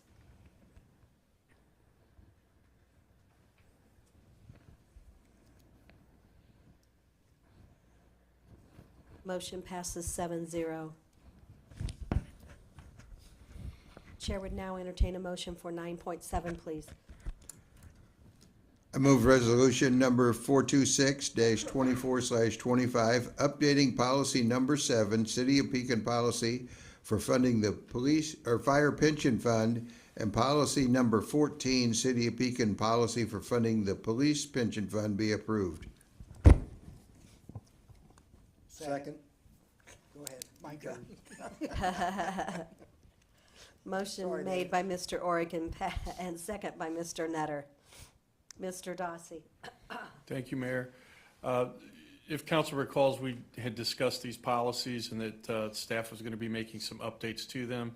At the October 28th meeting, we had discussed this, and I'll have Eric go ahead and go in a little bit of detail on them. Thank you. As the council may recall, there were some discussions related to clarification of the policies. for funding both fire and police pension. And we do have some recommended updates to verbiage, as well as some additional information related to our pensions, because that's a very important topic. And Nick, if we can get that presentation on the screen, that'd be fantastic. I'll start with the policy. The current policies state the following. City of Pekin policy number 7. City of Pekin policy for funding the fire pension fund. The City of Pekin shall fund the Pekin Fire Pension Fund at 105% of the annual actuarial requirements as determined by the annual independent actuarial calculation until the funded ratio reaches or exceeds 66.7% of the funding requirements as determined by the Department of Insurance. The City of Pekin policy number 14, City of Pekin policy for funding the police pension fund.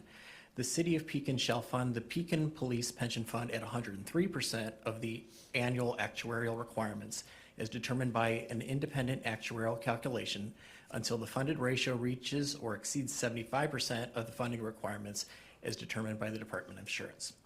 So with this, the recommended verbiage on both of these, and again at 105 and 103% respectively, is that City of Pekin policy number 7, fire pension fund funding policy. City staff shall present a budget to the City Council that includes the full recommended employer contribution as determined by an annual independent actuarial calculation.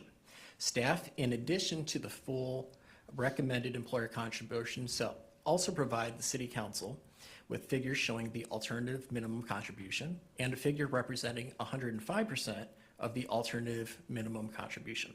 The City Council will have the authority to adjust the employer's contribution as part of the annual budget adoption process. And again, with the City of Pekin policy 14, same verbiage, different percentage. Policy, police pension fund funding policy. City staff shall present a budget to the City Council that includes the full recommended employer contribution as determined by an annual independent actuarial calculation. Staff, in addition to the full recommended employer contribution, will also provide the City Council with figures showing the alternative minimum contribution and a figure representing 103% of the alternative minimum contribution. The City Council will have the authority to adjust the employer's contribution as part of the annual budget adoption process. So part of this assumes that we're going to take that number, present it as is from our third-party actuaries, which is the firm of Lauterbach and Amon. They'll present that, we'll bake that into the budget, and as we review the budget figures, so the City Council decides to make a change, deviate from that, one way or another, we'll make the appropriate changes to the budget and kind of go from there. With that, I'd like to head into this presentation and just kind of give a little bit more information, and then we can talk about the policy itself. All right. So give me 1 minute here. As I said, this is an ideal opportunity to address questions about the pension funds that have been raised by the council. I reviewed audits and valuation reports and other materials to gather detailed information, which I'm sharing with you all. I've verified that there have been consistent annual contributions to both the fire and police pension funds by reviewing audit records. This chart displays the annual contributions made to the fire and police pension funds, highlighting respective amounts. And I went back to the audits that we had available online to this date. So, as we look at the pension valuation and contribution history, some notes about fund valuations. We have increased availability of actuarial information in recent years due to those actuarial services provided by Lauterbach. We have more detailed reports, all of which we have and we will continue to share with the council. It's very important to see that information. The additional information from earlier periods we were able to gather from the Department of Insurance website. So one thing to keep in mind when you look at pension valuation and contribution history, there's an inherent 2-year lag that exists between a fiscal year end that's used for determining contributions and when the funds are actually received by the pension funds.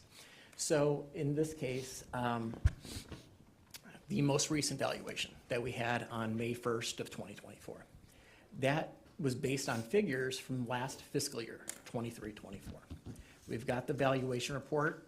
That is what we used for the tax levy and the discussions last fall. And then the dollars that are attached to that levy, we don't see till next year. So those aren't going to be reflected on our financials till FY 25-26. So you need to basically make an adjustment to ensure that you have an apples to apples comparison between that valuation you had for that given year and the contribution history. So there's an inherent lag there. I'm going to start with the fire pension fund. Now, when you look at this chart here, from valuation years 2015 to 2019, the actual contributions exceeded the minimum contribution in the fire pension policy each year, and it met or exceeded the recommended contribution in all but 1 year. However, in valuation year 2020, we saw the actual contribution was actually slightly below the minimum required, which is a definite problem.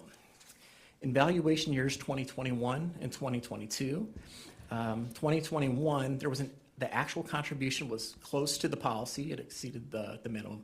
2022, it slightly exceeded the policy.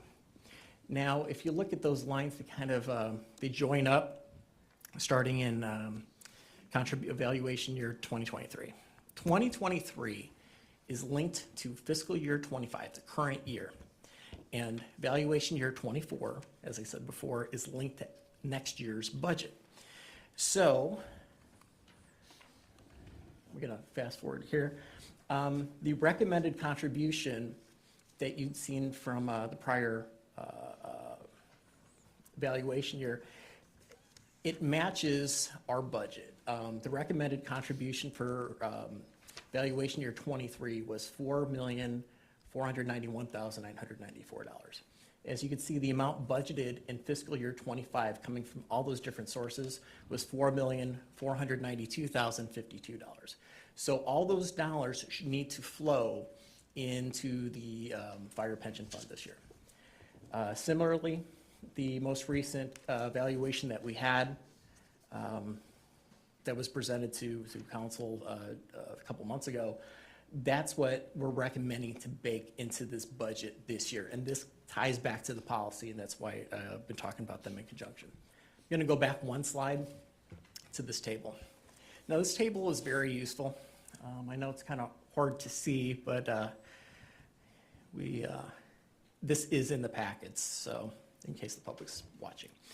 I'm going to walk through this briefly. There's two tables here. The top table displays valuation information for the recommended contribution, the minimum contribution, the Department of Insurance minimum, and the City of Pekin policy, the 103% of the minimum. The bottom table includes the valuation date and the corresponding fiscal year, again with that lag, actual employer contributions, comparisons of contributions against those various valuations. And here, when you take a look at this, when you see the highlighted numbers, you see the positive numbers, that is when you actually come across a shortfall in funding versus those valuations. So as we look back to this chart, when you look at the table, you'll notice here in valuation year 2018, there's a downtick where you're below the recommendation. Valuation year 2020, that's the across-the-board shortfall. That was that's something we definitely need to address. Valuation year 21, contributions between the minimum and the policy. 2022, contributions that exceeded the policy but below the recommendation. And then in 23 and 24, they're indicated in orange because we're still in that process, and it's in the current year and the future year, but the plan is to fund at those levels. Okay.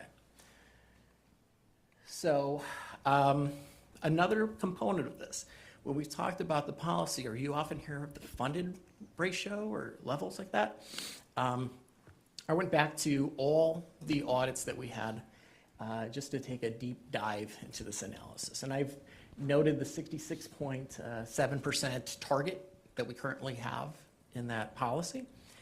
When you look at the historical trends dating back to 1996, again, this is what was pulled from the audits.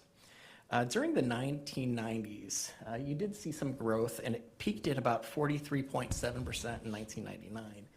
But you've seen it started to dip from 1999 to 2009. It declined to about 32%, which was problematic. Now, contributions have increased in the 2010s, but growth in the funding ratio has been slow, needs to continue. But that said, while employer contributions are part of it, there's also other factors like your return on investment, whether or not there's expansion in benefits by the state of Illinois and other influencing factors. So always things to keep in mind. Now, for transparency, I included all the information. There's that question that comes up in terms of, okay, well, what is the amount? And we just had that today.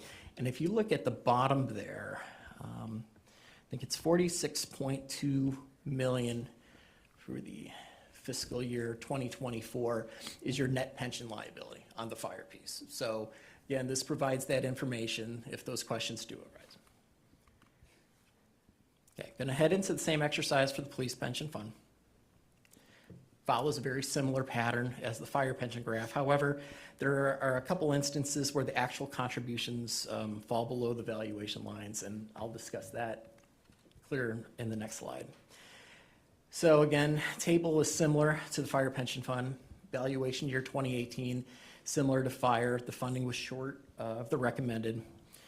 Now, valuation years 20 and 21, the funding was actually short of all valuations in both years. It was in valuation 2022 that the funding was above policy but below the recommendation. Valuation year 2023, as we stated before, associated with fiscal year 25, which is budgeted at that recommended contribution, and valuation year 2024, associated with fiscal year 26, will be the upcoming year. And again, that's where this policy, we recommend that we budget or present that number that has that full contribution. And again, you see that in these numbers here. So as we look at the police funded ratio, now some takeaways, and police generally, that fund is in better shape than the fire pension fund. One thing that's notable is in 1999, they were 75.5% funded. So they actually were doing fairly well quite back in the day. But there was a decline in that in the next 10 years, where in 1999, they were 75.5% funded. That dropped to 53.8% funded in 2009. After 2009, the contributions have increased, but the funding slope was flattened a bit, especially with the decline in recent years. So if you look from, as of fiscal year 2021, it was 69.7% funded. There's that dip. Part of that went into those contributions and other things too. So, the one good thing is we see with this fund, and again, their net liability, I think, is 27.1 at the end of fiscal year 24.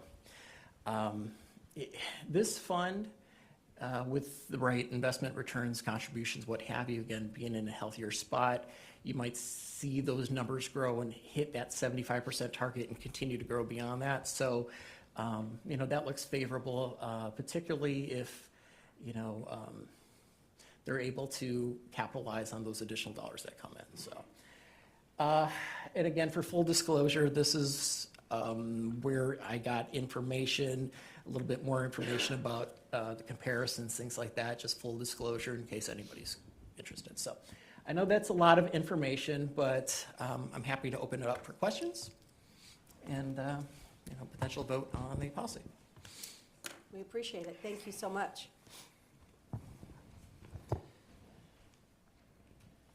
Any questions? I do. I've got one or two. So just clarify to try to wrap my head a little bit more around this policy in layman terms. So what we're wanting to do with this policy that we've already got in place with the 103% and the 105% funding, the two separate pensions. In a nutshell, all we're wanting to do is change that to where we're still going to get those numbers. And then if we want to adjust them, now we have the opportunity to adjust them up or down? Correct. So in the budget, we'll present that full recommended number. And if there's any desire to change up or down, then City Council has the authority to make that recommendation and we'll make the change. But we don't want to go down. Right, but we've already raised the levy. So that increases the payments to those pensions, correct? It does, but the levy doesn't cover the full contribution because it comes from different sources, including PPRT. I think there's a cannabis tax, there's a few other, and some undefined. So whatever that total is going to be, the increasing the levy So does that's have a my portion of point. So if it got to the point where you bring these numbers to us, and for whatever reason, whoever's doing the recommendation on what they think those numbers should be, and it's recommended to raise those higher than that 103 or 105%, that's, our options are gonna be limited where to get those extra resources to raise it, because we've already raised the levy. So our taxes are set for the marijuana and the gaming, right? Right. So where do you go to get the extra? You could just go into reserves? Either that, or we have to reduce some other expenditures in order to, that's where that would come into play, where we would need to make an adjustment to reduce an expenditure in order to provide more capacity to fund the pensions. Okay. I don't have anything against the policy. As far as changing it, I like the idea of having the discretion of moving it one way or the other. I don't see issue with that, but just curious about the funding. Okay, I do too. If I could add one thing, as far as another reason for revising this policy, is I believe it was Member Oric that had pointed out when we last year when we were going through this discussion, the understanding of council was that 105% or 103% was above the full funding. And there was some staff, I think, interpretation previous that they were doing 105 of the 90 of the minimum, not the recommended. So the language in the policy left room for interpretation. So the new policy that Eric has written leaves no room for interpretation as to which numbers we're talking about and which numbers you're basing your percentages off of. And so that's really to prevent that future confusion and potentially misunderstanding. Mr. Nutter? Oh, no? Okay.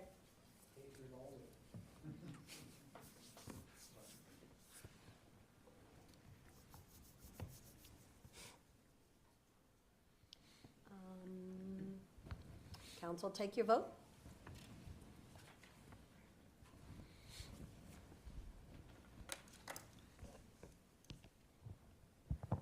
Motion passes 7-0. If I can get my pen to write. We have now come down to 9.8. Chair would entertain a motion, please. Madam Mayor, I move ordinance number 4266-24/25, rejecting all bids submitted for the airport fuel tank replacement project be approved. Second. Motion made by Mr. Onken, second by Mr. Oric. Mr. Dossi? Thank you, Mayor. I think the agenda item's fairly self-explanable. Staff is asking council to reject all bids received in regards to the fuel tank replacement. It came in significantly higher than what the engineering estimates were based on similar project costs recently bid or completed. Mike Cruz is here to speak a little bit on this if there are any questions, but again, staff is recommending approving this ordinance to reject all bids received. Well, that's pretty straightforward, but does anyone have any questions? I do have one. So if we reject it, what's your plan to go out and rebid? Do you have a timeline that you're taking a look at, or are you relying on the engineering side of it to do it? Yeah, so I've actually been talking with Hanson quite a bit this past week. We intend to hopefully clarify with the bidder that we're rejecting what the misunderstandings were, and then actually publish it for rebid. We also intend to break out the fuel tank removal portion as kind of a separate project, just based on other removal projects that have gone on in the area. We believe that we can affect a better price doing it that way. We can't break the whole project down into multiple pieces, but we can at least break that part out. But yeah, we intend to go out almost immediately. Hopefully, next week maybe we can publish a new RFP, and then we're going to try and solicit more interest and actually achieve more bids as well. Thank you. So just to piggyback on that then, so am I understanding that if you rebid that, you're gonna separate that into two separate projects where installing the new tanks would be one project and removing the old ones would be a separate project? Correct, yes. So there's no regulations out there from any organization that requires you to have them tanks pulled out of that ground at Yeah, any certain given time? You can just leave them there as long as you want? No, you cannot leave them there. If, once they've been abandoned or we've discontinued the use, you have a finite, the state fire marshal requires that they are removed. So we're on an extension right now. So and, that would have to be a pretty quick project too then to get those. It'll go in conjunction with it. We intend to do both at the same time and have the project, once the new tanks are installed, we'll decommission the old tanks and remove them. Because when I looked through the itemized cost of that, so speaking of that, so it says the estimated cost was quite a bit lower than what the bid was. What was the estimated cost? For the sake of rebidding, What was the estimated cost? the engineer's estimate, Right, we before don't- this bid was brought in? we don't usually publish that because we're going to rebid it. So the engineer's estimate usually is a confidential item, but there is the project budget that is out there. So I'm just trying to play fair with not too much Yeah, public, smart. for the sake of anybody that's wanting to rebid. Okay, I won't ask you more questions about that then. If you'd like to speak privately about that, we could probably do that. Yeah, my question is about the fuel tanks, but it's about the fuel itself. As you know, if I'm not mistaken, send around $300,000 down to the airport to keep it to survive. And I've always heard that we price our fuel down there, which is one of our few money generators, 10 cents under a gallon. Is that true? How do you set the price of the fuel down there? Yes. And how do you determine the price? Based on all of our input costs, and then we have we've had a general, it's a general targeted profit margin that we can adjust based on the area airports. We try and be competitive with, the local airports so that most pilots vote with their wallet, so they go wherever the cheapest fuel is. So we try and be competitive with everybody else based on what we're buying fuel at the time. Sometimes we can't be the cheapest, but sometimes we like to be in the same ballpark as all the other airports. Well, as it is, I don't know a plane, but I would think it's a lot more expensive if I go to East Berry to buy gas because it's a penny a gallon cheaper. Is that considered, and do all the businesses which we support down there, do they buy their fuel from us? Yeah, I mean, most everybody at the airport buys fuel at the airport. I mean, unless they're traveling somewhere else, but it's the transient aircraft that we're targeting a lot of. What would that be the percentage of your sales? I wouldn't be able to tell you that, to be honest. 10%, 50%? I would think your locals would be 99% of your fuel. No, it's not necessarily that.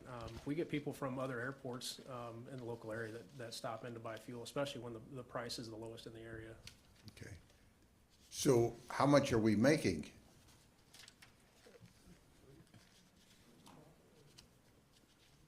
Well, we target between, the margins on Jet A are larger than the margins on 100 low lead. Usually we make about 5% on 100 low lead, and we can make 15% plus on Jet A. Just depends on the markets, really. And I assume the businesses are the main buyer of the fuel? Yeah, they're a large portion of it, but again, it's spread out pretty evenly between the businesses, the local aircraft, and then transient. Okay. So you're not willing to push the envelope, or do you push the envelope every now and then and people say, I'm not buying, I'm going to, what would it take to go to Peoria and get a? Peoria Airport is actually significantly higher.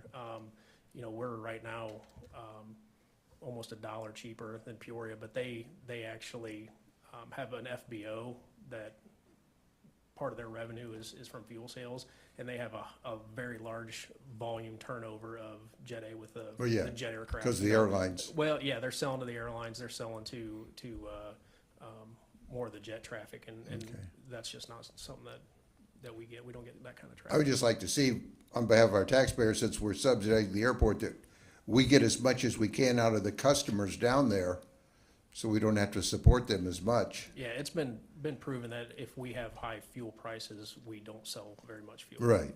So we try and. But you know where that, do you feel a conflict since you buy a lot of it? This is a standard thing that was set before I took over this position, so that policy has just continued. And I've just Do you think it maintained needs to be re-examined? We've talked about it from time to time, and it's a good policy. And the biggest thing is strategically buying the fuel. I'm trying to buy fuel when it's low and maximize that profit, but I can't control the fuel market. So there's a documented policy on it? Mm-hmm. Okay, all right, thank you.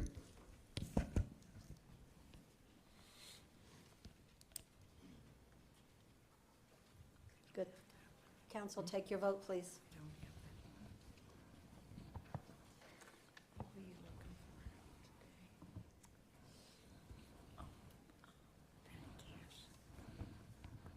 Motion passes 7-0.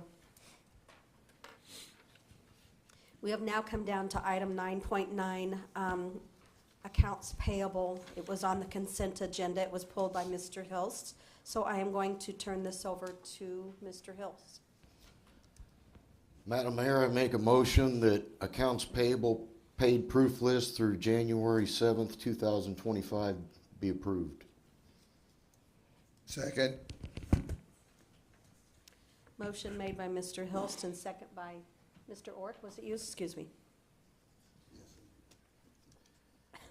And I will just be brief on that. I essentially wanted to pull that off of there, to vote separately on that, because I'm not approving that. I don't like a lot of the payments that I saw through there in this packet. I'm not going to go into huge detail about all of them, but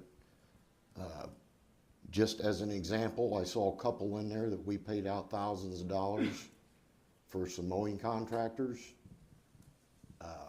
after the mowing contracts expired on November 4th.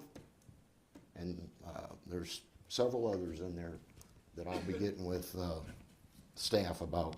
But that was the reason I wanted to pull that off there, so that I could go ahead and vote yes on the rest of those consent agenda items. But I wanted to specifically vote no on this one. That's true. Okay. Mr. This Nutter. Yes. Clarification so everybody knows. So we get the accounts payable, but it's after the fact of the checks being written. So like 2 weeks, or we get it for a month, so it's a month's worth and maybe plus a little extra. Depending on the timing, this one with the delays, that there were some that were significantly past because we didn't have the council meeting in December. I agree with Mr. Hills. This one has got a lot of stuff on there that needs to be investigated.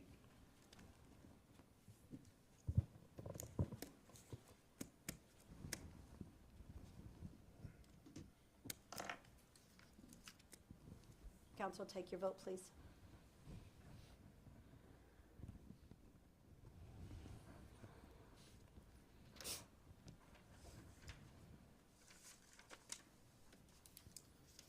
Motion passes 4-3.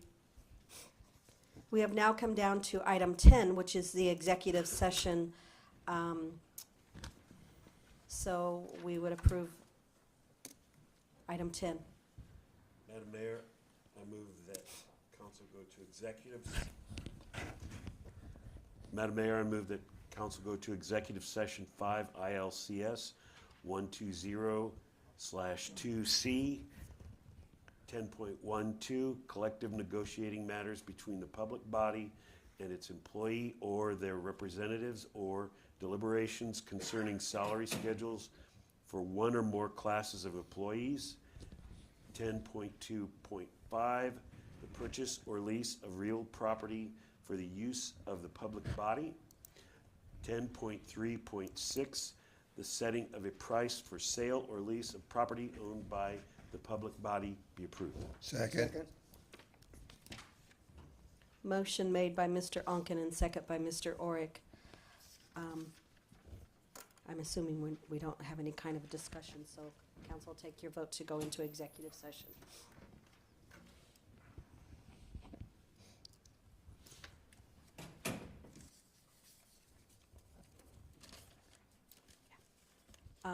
Motion passes 7-0. We will now go into executive, but we are going to take a quick 5-minute break. Thank you.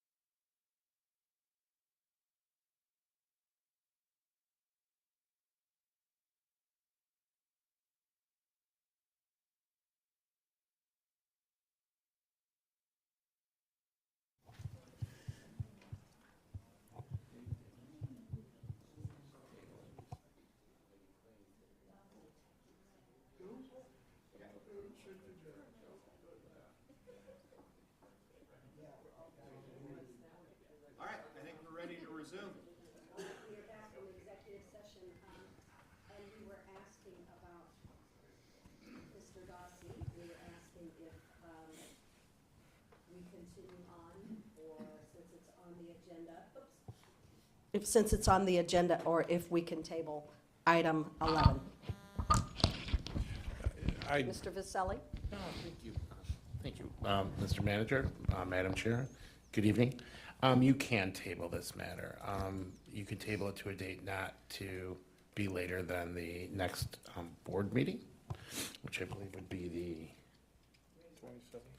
still the 27th. And then if there is a special meeting, we could put it on that special meeting and pick it up then. Okay. There is no action item on this. It is just a presentation. I'm sure an excellent one by our finance department. But you can table it. It's a non-debatable motion if it is made. Okay, well, I'm going to ask for the consensus of the council, but I know gonna that make a Mr. Orrick motion. already has obligations, so he will be leaving, so. I make a motion that we table the budget presentations until, what was it, the 27th? Yeah, Next the council 27th meeting? is the next, unless there's a special meeting. Or a special meeting. Okay. Second the motion. Motion made by Mr. Nutter and second by Mr. Orrick. Did you get that, Ms. Council? Or clerk, sorry. All right. Can we vote on the machine, or do we need to take a roll call?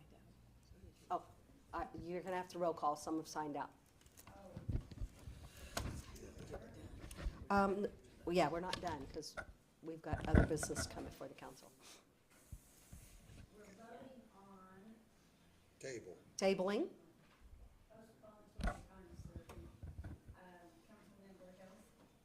Aye.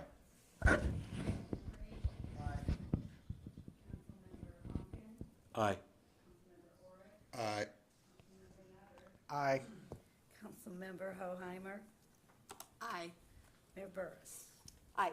So that was actually item 11-1. It is now to any other business to come before the council. Mr. Dossi, Mayor, I have nothing tonight.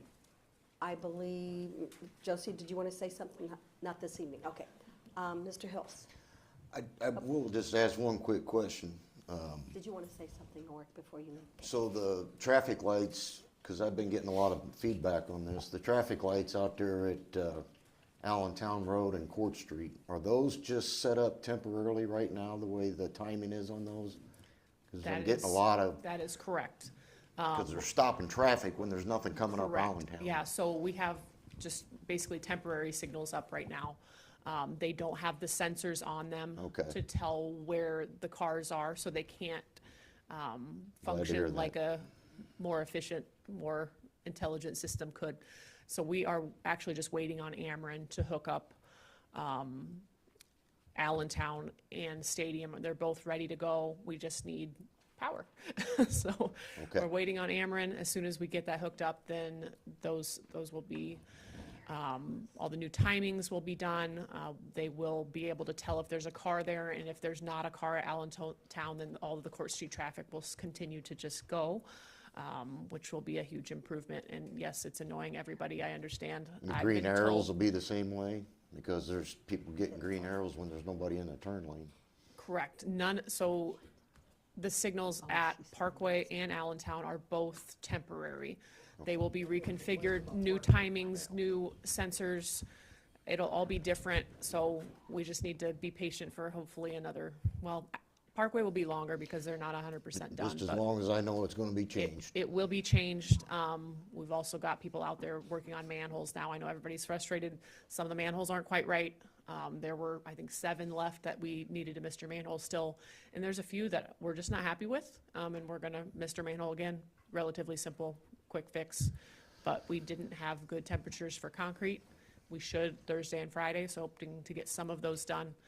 We're not leaving them like that. They will be nice, everything will be smooth, and it will be a good project that hopefully most people will be really proud of. Appreciate it, thank you. Well, before I let the next one speak, I have just heard nothing but great things about Court Street, so thank you, and it is beautiful. Thank you. Mr. Abel? No, I just was, No. Parkway and Court, I heard the same thing about complaints, but the lights is Yeah, so Parkway, we're hearing different types of complaints. I wasn't gonna get into it since it's 9:30, but you're asking, so I'm gonna keep talking. So people are confused of like, why did we make changes there? So I will remind you what things used to be like before we did this project. We didn't have any pedestrian crossings from 14th all the way to Vala Vista. So we didn't have crosswalks at Parkway. So we had, whenever you were turning right onto Parkway heading north, you had free flow traffic. You had a constant go. You had a green arrow all the time. You can't really do that whenever you have a crosswalk. So we don't want pedestrians in that now crosswalked intersection to get hit by a car because people don't look because they don't have to stop ever. So that became more like a normal traffic signal where you have to stop at a red arrow or a red light. You don't constantly have a green arrow. So that's one of the changes. And the other change, the big change, is the southbound traffic on Parkway, and that's really just due to that being a larger amount of traffic. We have a lot of southbound traffic on Parkway, and a lot of it is going to the left, so we increased that for improved efficiency. I think we still are having people that are confused and trying to turn left from the straight lane, hoping that those habits change quickly and that improves and becomes a long-term benefit. But right now it's difficult because it's hard to change those habits. It really is. People are going straight through Sunset instead of turning left because the left is so slow. The cycle of the light, they can cut through down Sunset, come out over on Val Vista instead of sitting there waiting for what they call a long green arrow. Yeah, so the traffic timing of the signals is still going to change. So bear with us on that once we get our temp signals out of there. I told them it looked like they were temporary, so Yeah, that's. yeah. That's good to know. Ms. Hoheimer? Nothing. Mr. Nutter? So, and I know you may not know, did the Ameren give you a potential time frame when they may work on it? I called them today because I wondered if you'd ask. I was told 2 weeks, but I expected it to be earlier than that. And then we had, they had a lot of storms in the south and they shifted a lot of their crews south. Yeah. And things happen with weather that Ameren's crews have to kind of, go where they're needed. Right. So that's definitely subject to change. Okay. And that also involves up by the park where all the barrels are and the new poles and everything, manpower? Correct. So I was told they were gonna get back here this week, and then we got more snow. So I'm hoping they'll be here next week or even later this week to get working on those poles. But I honestly was surprised to get Ameren in on the next section, kind of in front of the park area as quickly as we were. And I definitely want them to start moving poles as quickly as they can so that they don't hold up our construction project. So hopefully people can live with just having that one lane through that one area. It slows things down a little bit, but it's not horrible. I'll survive. Before I call on you, Mr. Dossi has something. Just to let council know, there is a fireman being sworn in tomorrow morning at 9 a.m. Oh. If anybody wants to come to that. Thank you. 9 a.m. here. Okay. 12 hours. Thank you. Mr. Onken? Yes, I would, I'm sorry, Mr. that's Onken? okay. I'd like to clear up some misconceptions about some of the things that Mr. McNish, some of the statements that he made during the open public forum. Open mic, yeah. Open mic, yeah. I was gone from the meeting, our last meeting, because it was a work commitment. I am a coach at Pekin High School. I am a paid coach. I have an assistant who is a volunteer. Volunteers, unless they are an employee of Pekin High School, cannot take a team by themselves. Therefore, I had to coach. At no time did anyone ever tell me that I need to stay home from this meeting, that I shouldn't come in, or I was afraid to vote. My vote would have been no. And my reasoning is $1.5 to $1.75 million is a big hit to the budget. And this is not a new tax. It is something that we still have. It's pennies. So I wanted to clear that up. And as far as my campaign goes, yes, I am running. But my feeling is, if the citizens of Pekin feel that I am not doing the job that I should, they should come and vote, and I am okay with that. So I just wanted to clear some of those things up, and thank you for that time. Well, thank you. I appreciate your honesty, and I don't like any of you guys being ripped up. I get ripped up enough, so I don't appreciate it when they do staff or council. So that's all I have to say. I hope everybody had a happy New Year. I had a wonderful New Year, spent with family and grandkids, so I hope everybody did the same. And Chair would entertain a motion to adjourn. Move we adjourn. All in favor? Aye. Opposed, same sign. Thank you. Turn into a pumpkin at 9:30 or something.